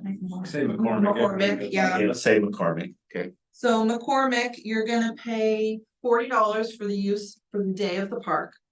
You're gonna pay your $50 fee, assuming you're not gonna, are you gonna have a, like a speaker, you're gonna have a slideshow, anything like that? Yes, Okay, then you're gonna pay a sound amplification fee, also $50. so, but I have to supply all that. I'm just Yeah. paying a fee because I'm making noise. They're making noise, correct, and that is in the ordinance. And assuming it's exactly at 50, not more than that, then you're just at our capacity for restrooms and garbages. But it says in here that if you overflow our garbages, it's in here, you have to carry any extra garbage out with you. So if I had 60 people, you'd have to put in more toilets. That's when you lie and say you only have 50, that's pretty cool. But there's a rubric in here that in regards to like the restrooms and how many people would be required. It's usually when you're getting close to 100 that I start talking to you about, you might wanna bring a portable. So basically, we have to pay for the park. Yeah. We have to prove to you that we have insurance. Yes, And then if we're gonna do any of these other things here, there's extra charges. correct. And this is also assuming that you're not having a caterer, you're not bringing in a food cart, you're not having a stage or live music of any type. This is just a simple. So you'll ask all those questions. Are you bringing in a food cart? Are you having a band? Are you? Okay. Yeah, are So you? so what happens if I am bringing in a food cart? Then you need to talk to Kathy to get a vendor's license. And that's stated right here. Okay. And if How not, much is a vendor's license? I know, cause Kathy handles that. Yeah. Okay. So it can get a little complex if you're having a real large Yes, party. absolutely. But if it's just your simple one and you know, your grandma Potluck who and- happens to own just the thing, she's just doing, you know, the catering. Pretty straightforward. But even then, I need to have everyone's food handler's license. So the insurance is the big thing that you gotta, Insurance is the big thing, getting all your ducks in a row and to me in a timely manner and your invoice paid ahead of time. That for some reason seems to just never go quite perfectly. I've got a question. thank you. Yes, Lynn? Cleaning deposit, $450. Mhm. Okay, so do you have That's to? usually just for parades or really large events. And that it depends on where it's at. If it's in a park, Black tells me a day or so afterwards if they did a good job. I hold on to that check, we don't cash it. If it's like a parade or out in the city, then Dave Elder lets me know. And then if I get the okay from either of them that it's sufficient, then I contact the contact and let them know either yay or nay. And then either I give it back to them or I give them the option of shredding it for them. Oh, okay. Is there anything that we guarantee people when they reserve a park? Guarantee in, So I haven't rented a park for several years. My kids were real little. We rented Campbell once for a birthday party. We rented McCormick once for a birthday party. Tables were filthy, garbages were overflowing, there were bees everywhere. So people are paying, what are they paying for? And I asked, are there gonna be tables there? And back then it was, we can't guarantee because people move tables, so you might get there and there might not be any tables nearby. So is there anything that when people pay something to reserve a park, is there anything we say, this is what you're going to get, or is it just good luck? honestly, yeah, on the spacer, no, we don't move tables for them. Obviously, no, what I do is I send out a report of what's going on, even if it's just 20 people, it's not even a special use permit, but it's just, hey, there's a lot of little parties going on.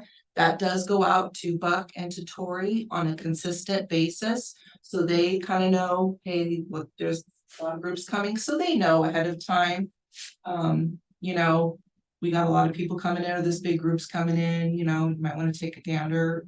Basically, no, you're guaranteed the space. Yeah, what I do let them know though is, and it's in here, that if someone is in their space that is not reserved it, they are allowed to kick them out. And they are allowed to use police to, But you actually give them a specific area. yes. So let's say that, you know, I'm gonna have a family reunion and I call up my friends, that's just, we're gonna meet down here. On Saturday at and Mhm. we don't go through any of this stuff. How many people can I have there before I do that? And if I have more than that, what happens? So if you didn't make a reservation and you just showed up, I mean, who's gonna stop you if we don't know about it?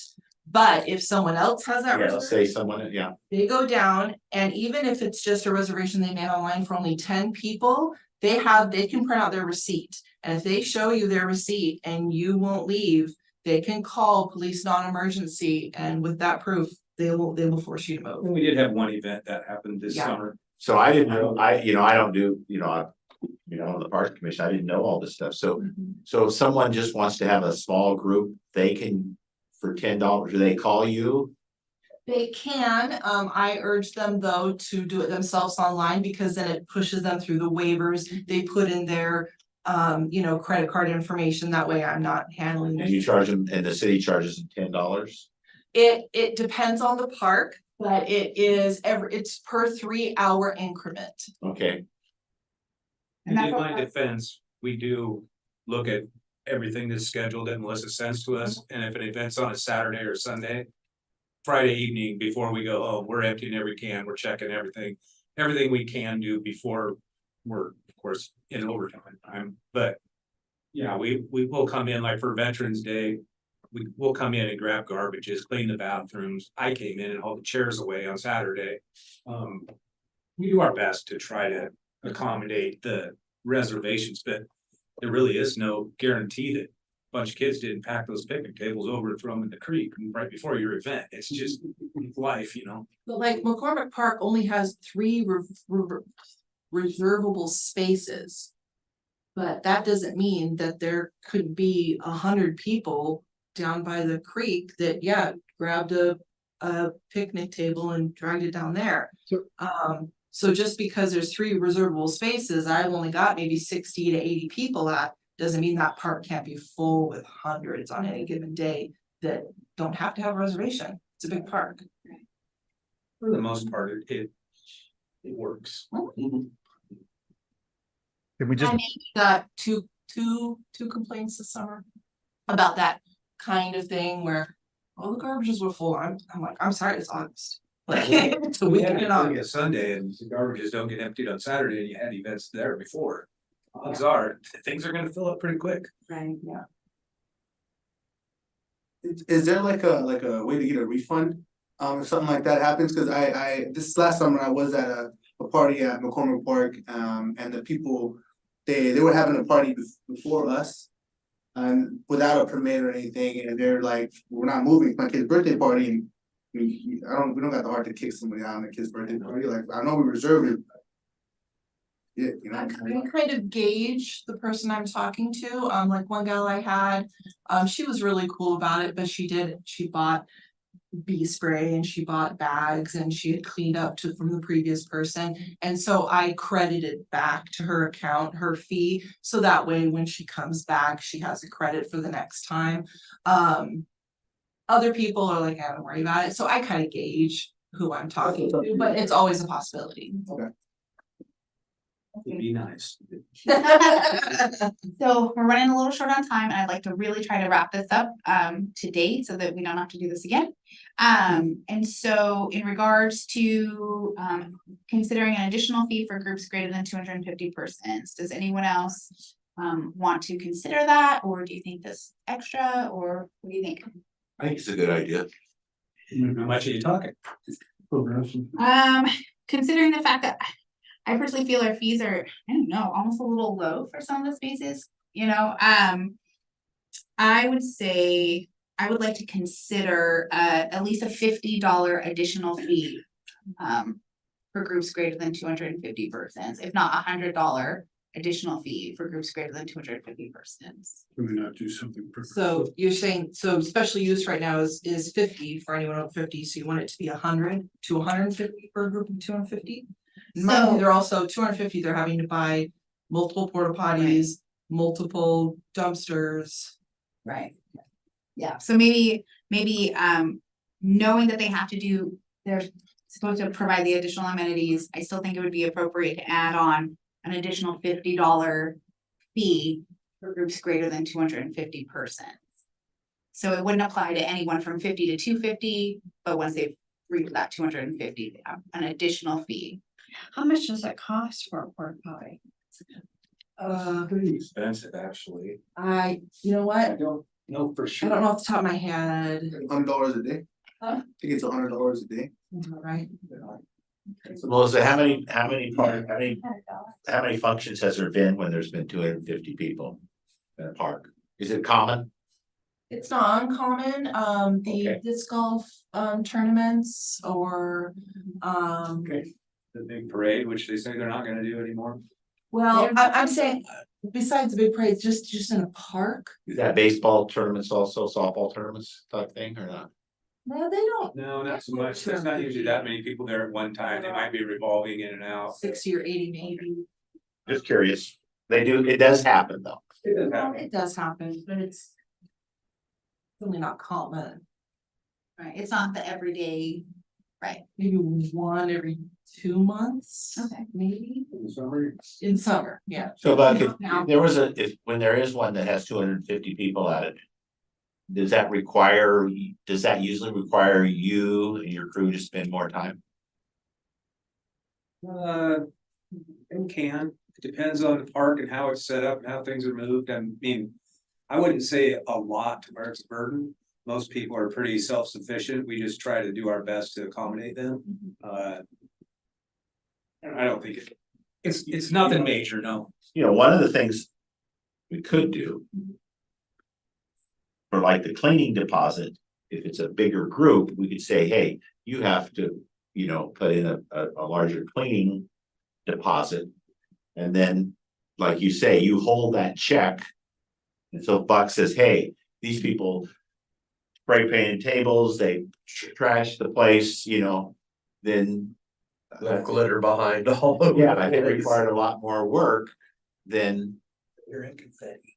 Yeah, I mean, that's another way of handling it. I'm just saying. Sure. So But when you were talking about the cleaning deposit, that's not always required. In what cases then do you require the cleaning deposit? It's usually for the large parties or parades. Usually it's for the parades Okay. and I'm trying to think. I'm having a brain melt right now. That's okay.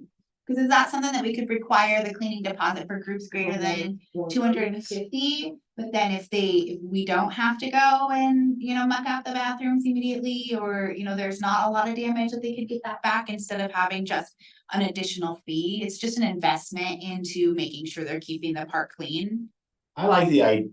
Personally, I like the idea of increasing the cleaning deposit. We don't want to discourage people from using our parks. Right. And we don't want to say, hey, you gotta pay, $200 to use the park. Right. But on the other hand, we don't want, when they're gone, we don't want to have to spend a whole bunch of money to clean the park Right. either. So my feeling is that if we got a big group, and I don't know what number that is, and I don't know how much, but we charge, they have to put a larger cleaning deposit down. And so, that would encourage them to talk to their people and say, hey, I put down $500 or, well, maybe $700. We need to keep this place clean. It sounds like we're not even charging the cleaning deposit for most of the reservations. And so I. This is for big ones. I'm just talking about big ones. Yeah. I believe right now we just do it for parades, walks or marathons. Basically things that more move around Right. a lot. Right. Where if it's just confined in the park, we don't. That you don't. So what would you think would be a good middle ground here, maybe between like a cleaning fee deposit or an additional fee for these larger group uses? Because I do feel that, reimbursement to the parks, especially for maintaining the facilities and the grounds, is appropriate here. That's one question I had, Melissa, and maybe you know, it might have been better suited for Gloria, but so these fees, do these go directly back into the parks or does this go into the city's budget? Are they specified for parks purposes though, or is it? The city department can use? Yeah, it goes to fees. I don't know. We don't know. That's a good question. Probably all goes right to general fund. Yeah, I believe it just goes to general I fund. work for that. Of course. Having more money that we could, that we could request for, because really that's the purpose of it, and we can assess and adjust our budget moving forward. Based on that, I think that would be smart to visit how much we're getting and making sure that we're allocating those funds back to the utilization inside our parks is really a huge point of this whole discussion, is seeing where our money is coming from, how much we're getting and what we're putting it towards, and making sure that's in the best interest of our parks. So. Sometimes my thinking doesn't always correspond to other people's thinking. But Sorry, I'm talking to her right behind you. I'm staring at you, but I'm talking to her. I'm so. One of the things, I've kind of been listening to what you've been saying. So one of the things, there's two issues here. One, if we have 250 people using a park. And I'm talking about actually, Melissa, using a park, not a parade, not, using a park.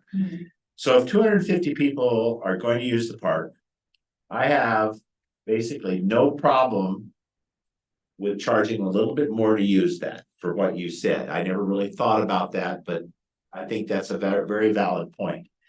But I also think that in addition to that, if we're gonna have 250 people at a park, they should have to put a large deposit down, and they're gonna get it back if they keep things clean. And so it gives them incentive to, the person that's heading it, talk to their people and say, hey, I had to pay $450 here. And if you trash this place, I'm not getting my $450 back. So one, I like the idea of maybe charging more, and it should be for a park.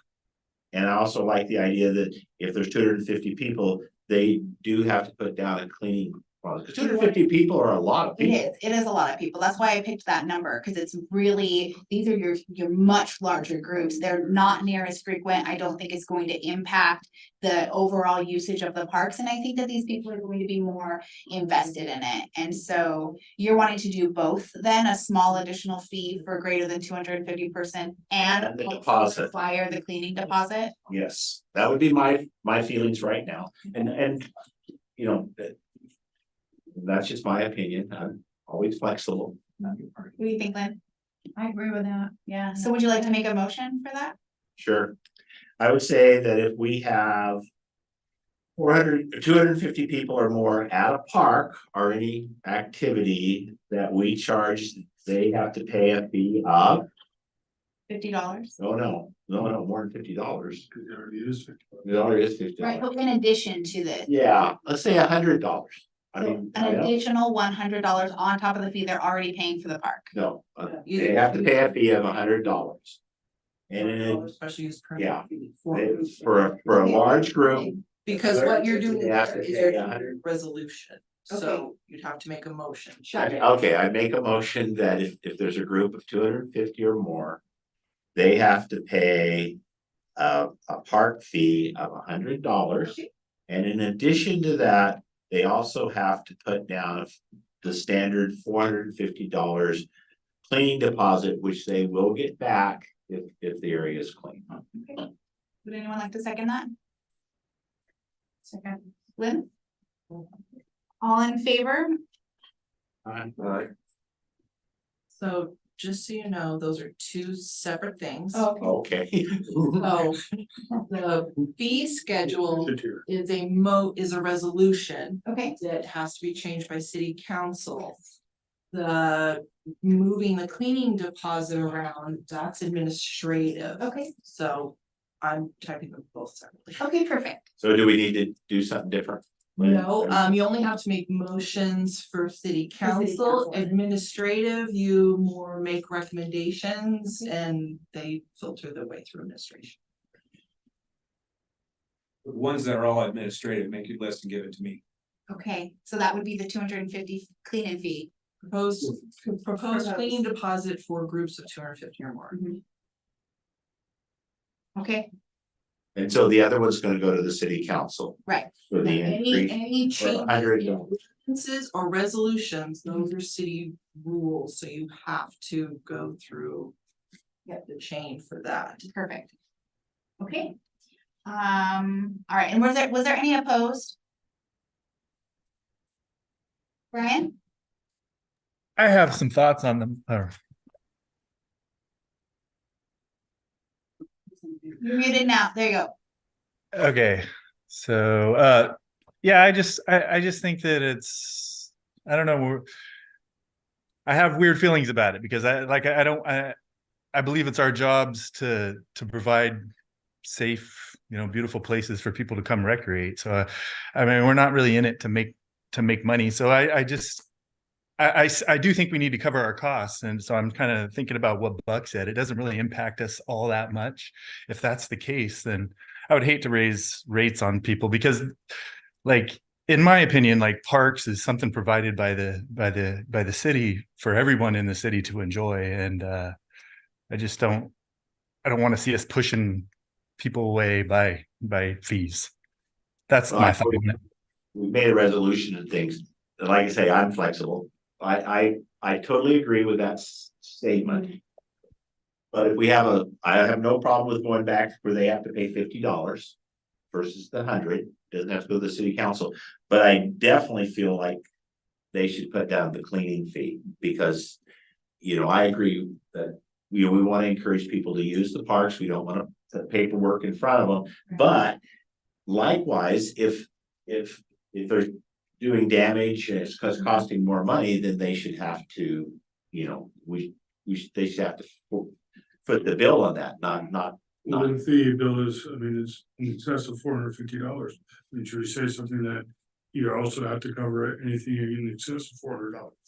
Well, ultimately, I don't know if their insurance would cover that, 'cause I don't know the answer. The good news is most large groups are organized Yeah, and most of those are, at least in my experience, are very good about cleaning up after themselves and things like that. It's usually the smaller groups, they want to blow confetti cannons all over, tape everything to every post we have in the park, and things like that. right. That's usually the issue. Every once in a while you get a large group that will use like an automotive spray paint on sidewalks to draw arrows, which most of them have learned now, please don't do that, and they don't, they use a chalk anymore, but it's things like that. Most of the big groups around here are repeated Yeah. year after year, and it's the same people, and they're all been really good. So Melissa, do we need to rescind?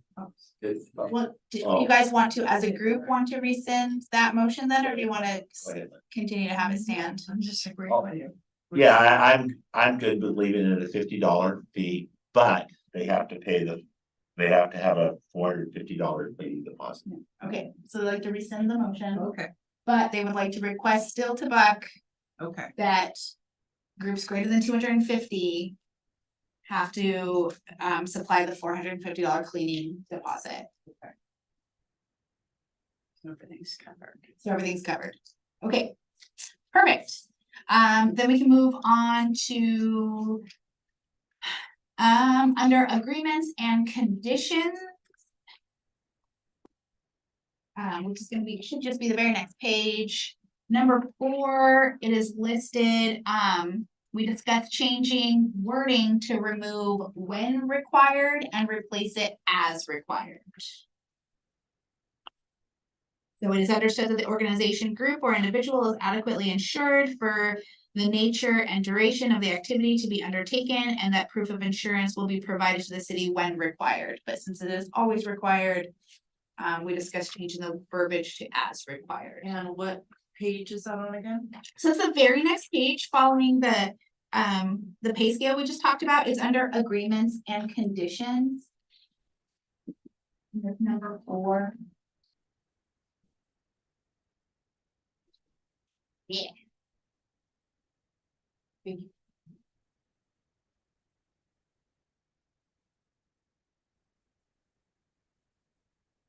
And is that something we have to make a motion of, or? Nope. Okay, great. And then, Number 7, same page. We discussed adding the language to return to original location. And this is in regards to moving the picnic table. So when a person, when a group or whatever has the permits, if they want to rearrange the picnic tables, just adding that extra line in of returning them to the original location. And this will hopefully help mitigate some of that, like, oh, my table's moved and there's no table there when I want it. The only conflict I see with that is, how do you know what the original location was? Cause the group that was there before might have moved it on a Friday when we weren't here, and we had 6 tables here. Well, they shoved them all on one side. You don't know. That's Can fair. can we fasten down the reservable tables? No? You would have to undo them so often because people want them for everything different. And in limited covered areas, that's usually where they want them. So what's the it's- lesser of two evils there? Is it moving tables for people when they request it, or is it putting them back when they don't? It's really neither. We really don't deal with it much. Okay. I mean, we usually ask a larger group, hey, where do you want tables? Just as a courtesy. Yeah. Cause we can move them with machines rather than them lugging them around. Right. So we will put them where they want them. Like for Veterans Day, we asked them exactly what they wanted. We put them where they wanted them. I mean, that's just kind of a service we provide, and it doesn't eat up much of our time, and I think it really helps people, but it hasn't been a real conflict. The bigger thing is in the off time when kids with idle minds get bored and they throw picnic tables in the creek, then we gotta fish them out. We know the creek is not their original. So we can still remove, we don't have to add that language in. That was just part of the discussion, unless anyone feels really strongly about it. Nope, okay. And then, so the special events liabilities checklist, and this was just a comment from myself. I know I mentioned it multiple times, but it was considering requiring movable barriers to ensure safe traffic flow during areas of congestion. And so considering that you mentioned the liability checklist was actually something given to you from like an insurance agency, and so that's not anything we would edit there, but I suppose it would have to be edited elsewhere in the ordinance. But I really do feel strongly about this, and I know we've talked about it, that is something you guys discussed during your pre-event meetings and whatnot. But just as a attendee and someone who's been directly affected by it and multiple times, with the safety concerns of the public with the parades, during or in areas of our city where the streets kind of bottleneck and there's less room on the sides for attendees. I think it's really important for us to take their safety into consideration and recommend the use of movable barriers to prevent attendees from entering where should be the flow of traffic, right? Maintaining a traffic lane and not allowing persons to pass a barrier. I mean, I get all the safety factors of it. My only thought to this is, you're gonna price people out of having parades. Yeah. It's gonna cost so much money. They're already so limited on the money that they have, and I know. Some people are putting their personal money in just because they like the event so much. Yeah. But even like traffic cones with caution tape, That's not legal. is that not legal? Yeah, you have to have. It has to be the, In the situation of the intersection, the speeds of the roads, Right. laws change. right, You get into it's gonna be expensive for somebody that's wanting to have. Say even the small Halloween parade, I mean, you'll probably get people just say, bag it, we're not gonna do it, it's too much money. right, which is kind of where we're at right now. Yeah, which is sad because, I mean, they're pretty cool events, but. I think they're incredible events, You and know, yeah, I'm not. opposed That's my only concern. I get the safety factor of it and Yeah. there might be better options, and I think we could probably discuss with. Some other cities, I know Sandy has huge parades, every year I'm going vote on it, they're setting up for that. We could talk to them, how they do it, and things like that. Maybe then, but I Look would, into it more, but yeah, I just don't wanna price people out of. I this. agree. Yeah, I agree. I just think that is a topic of discussion I would love to see more when it comes to especially the parade planning for the purpose of safety, because I know there's been some safety issues last few years in particular, And so. this goes by engineering. Yeah. And Sharon is a real stickler for She those. knows the rules, she's gonna go by them. And she comes back, according to ODOT book Yeah. number, page, yada, and, here's the, and I love yes, that. ma'am. So, yeah, and she is good at it. So, I mean, we're following the rules, so. Okay, so that is it. That's the last line on that. Thank you guys so much. Thank you so much for sitting through all of that with me. Dana, I appreciate you taking the time to go through this and read this. It's been very interesting. I don't, thank you. I would not probably do that. Well, I've learned so much since Yeah. going through Oh, it. no, it was good that we went through it. No, but it took some dedication. Okay, it's 6 o'clock. I usually try to get you guys out of here right at 6, and I'm so sorry. So I'd like to move on to our staff and counselors reports real quick. So. We were at what? Too much chicken scratch. So projects in the parks, the big one has been the movement expansion, and I don't know if anybody's been down to see it. It's so It's pretty cool. nice. It looks nice. It's not done yet. We wanted it done by Veterans Day. We had trouble with the stones getting them on time. But yeah, it's looking good. They put all the flagpoles up for Veterans Day and it's pretty cool. They're proud of it. So that's what counts. We have had a few trees come down in our park. The ash tree that can't remember the lady's name that came in, wanted to put the sign there about the. Yeah. I didn't know her name, so I called Chip Bugle and told him in case he wanted to look at the tree. It worked. Yeah, I thought they did. Emerald ash borer? That tree snapped in half and is on the ground. Oh, And the no. one next to it did too, so they're still laying there, it's too wet for us to haul them out right now, but I thought maybe he'd wanna. Look for those bugs in them or something, I don't know, I just let. She's on my advisory committee too, for Dalton. Oh, So I can let her know. yeah, and other than that. We have had the camper at Campbell Park there for a while, we've been trying to deal with them, there's a lady that lives right there who. I talked to her pretty lengthy, she understands, she's a little frustrated. And I understand that, so. She kind of knows our process with the police, and the police have been there several times trying to get them out, but it's that same old. Where do you push them to? It's a tough situation. I went back there, I didn't see any needles or anything like that, but I didn't hang out long because I don't know what type of person is there, and I was by myself, so. Anyway, that's still going on. Everything is covered in leaves, in case you didn't notice. God. We are doing a ton of stuff with leaves and trying to play catch up and keep the roots cleaned off and things like that, so that's what we've been busy doing. Thank you so much. Okay, counselors report? I'll keep it quick. I also just wanted to mention the memorial. They had a great program there on Saturday. So if you haven't seen it yet, again, not complete, but you get an idea of what it's going to look like. So it's going to be a great addition. And at that program, Gene Hester from the VFW described some future additions that are coming to the left side of the wall. Nothing big like what the flagpoles that are there now, but some smaller additions to the left side. So there'll be future additions coming. And then the only other thing I think I want to mention is that, so not technically in Columbia View Park, but very close to it is the Warrior Rock Lighthouse replica. Both Jenny, representing the city, and the Columbia County Museum have applied for grants for that project.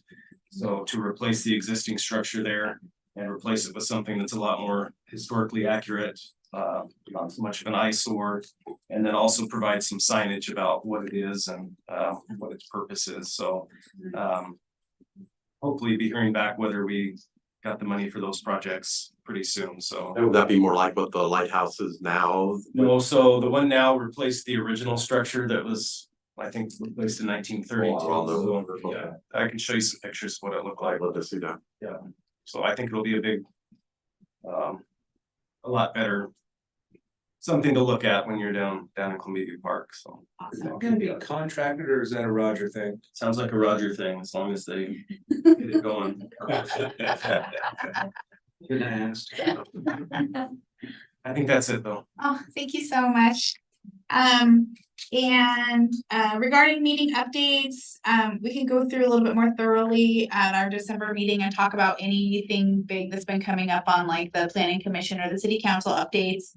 And instead of assigning you guys each a date and time to attend to them, I would just request that if you find that you have time and you're able to be present for any of those meetings, please do so and bring back anything, especially if you're combing through the agendas and you see something that pertains to parks and you find that you have time, please do so, because it's so great to stay up to date on what's going on. But I hate to assign specific times and then have them be missed, because I know myself, I did when I was supposed to, just because life happens. But if we could try to be present, especially when there's items on the agenda that pertain to our parks, and be present for those meetings. Keep in mind too, you can always go back and watch them on YouTube later. And Yeah. even if you don't want to participate on Zoom, you can still watch it on YouTube and kind of be in the background, so. Thank you. As far as action items go, I know there's a few things I'm going to put on the agenda for next month, including a discussion on future budget stuff. So if you guys are thinking about things that you would like for your parks, please make little notes, and we're gonna set some time aside to talk about that at the December meeting. I already made some notes from the talk that we've had this meeting that we'll talk about then. And is there any other discussion items? Keep it quick. Yeah. I have 4 of them. Yes. I'll try to make it quick. So one, I missed 2 meetings, and one of the things we were discussing several months ago was Sand Island Marine Park. You know, I got the impression that we never really got. We wanted to write Brad, but I know you said you wanted to be here, so we put that off, but. Yeah, so I still, I mean, we have lots of questions about that, it's part of the informing process. Number 2, this is for Brandon, Councilman Sundin. I'd like for him to maybe follow up on the botanical garden renaming, and if we can come up with a great name, or if we want to do it or not do it. Number 3, I'm doing this because Doug Morton asked me to do it. I know it's not going to go anywhere, but a couple years ago, the property behind Botanical Gardens was for sale for $275. We really wanted the city to buy it. For a couple years. We tried to even get them to trade property with Bailey and Ursley. And we couldn't quite, I think with a greater effort that could have happened, but it didn't. So anyway, the person that bought the property, he was an engineer at the paper mill. He's since subdivided, my understanding. So if you look, I don't know if you can see this map right here. I'll get my map out here. So here's the Botanical Gardens, and the property is east of there towards the river. And I was told, and I'll try to check on this, that he subdivided. The city has told him that they could have one buildable spot down there without improving its infrastructure. And that's what's really kept that from being developed, because it would just cost too much to widen the road and do everything that they have to do. So Doug seems to think that if we, what I want to say, the sun, what's the business that's going down here? The solar. If that comes through, the city would probably have quite a bit more money. So he wanted me to bring that up. I still think we should do that somewhere in the future. As a potential buy of that property? Yes, to extend it all the Currently way. for sale? To my knowledge, it's not for sale. Okay. But he did subdivide it, so only one house can go down there, so. Some of it, I don't know, Okay. but I mean, and this is not, the city doesn't have the money to do this. But Doug wanted me to bring up, the main thing Doug wanted me to bring up, and I'm gonna try to get him to come to the next meeting. Because, Doug's been very active on Mount Hood, as you guys know, he's taught skiing for 52 years or 53 years or something like that. And he's done projects with the Warm Spring Indians and also with Grand Ron Indians. So what he would like to do, and I just think this is a great idea. We have a canoe that's called, this is his idea, not mine. Okay. There's an eagle, the Eagle canoe. And what he would like to do is to get together with the Grand Ron and Warm Spring Indians and see if they could, have the canoe put in a display case, and then also have information about Native Americans that were in this area. Like Lynn and I was talking before, I don't know if this is true, Brandon would probably know, but where the courthouse sits, I was told that used to be called Indian Rock. I remember you telling me you never found anything on that. But also if you go up Scappoose Slough there, a little bit past the marina there, there's a cove in there, a big cove in there. And I was also told that that was one of the largest Native American settlements here in this whole area. And there's supposedly lots of artifacts there and it's off limits and that sort of thing. So I'll try to get Doug to come next time. And I told Doug, I said, hey, I'll be his right-hand man. Him and I are really good friends. And I said, you know, if you want to go meet with him, I'd go with him. I'd kind of be the liaison for us. So next time we have that on the agenda. So just think about those things. And also maybe the dog park, moving the dog park somewhere down the line. I like that idea too, Scott. We were talking about Milton Creek dumping into the Multnomah Channel, that was where that village was, and you were talking about that. Yeah, when we're down Yeah. there, taking all of the port property. Okay, Howard. We'll wrap this up pretty quickly. Just want to do a recap of our work party. We had 9 people, so we gave about 31 hours. We covered a bunch of data, more mulching. Also, Caroline wanted me to mention that we now are trying to blow off the trails in our nature park with a battery operated weed eater or battery operated leaf blower, which is recharged by solar power. So we're trying to do better with that. We've also acquired our 4th bench for the park, which we'll have to talk to you eventually about installation of. Also they hadn't heard this yet, but if I'm correct, the new Trex benches now they want 1,000 pounds worth of plastic versus 600, you know. And then we'll have to discuss this more, but with all the upgrading that's going on by Nob Hill, I think that is going to be a place that we need to put in the budget or something for a new kiosk. We at the base, because that there it is, you see the walk trail, the new pump station, that area is quite a focal point that we're gonna have to, it's gonna suddenly be, half of it's gonna be done, and then we're gonna have to do some more landscaping, native plants along the staircase and to blend the two together, because you're gonna have this beautiful brand new landscaping coming into our staircase that hasn't had any maintenance in the last while. So we're gonna have to get some more native plants and stuff and that type of thing. We can talk about that later. That's it. All right, thank you so much. And if there's any other discussion items, then we can adjourn the meeting. Thank you guys so much. Weird question. Oh, of course. Of course. Scott might have walked in. Right. Scott, did you walk or ride? I walked. I'm gonna give you guys a ride home. Really?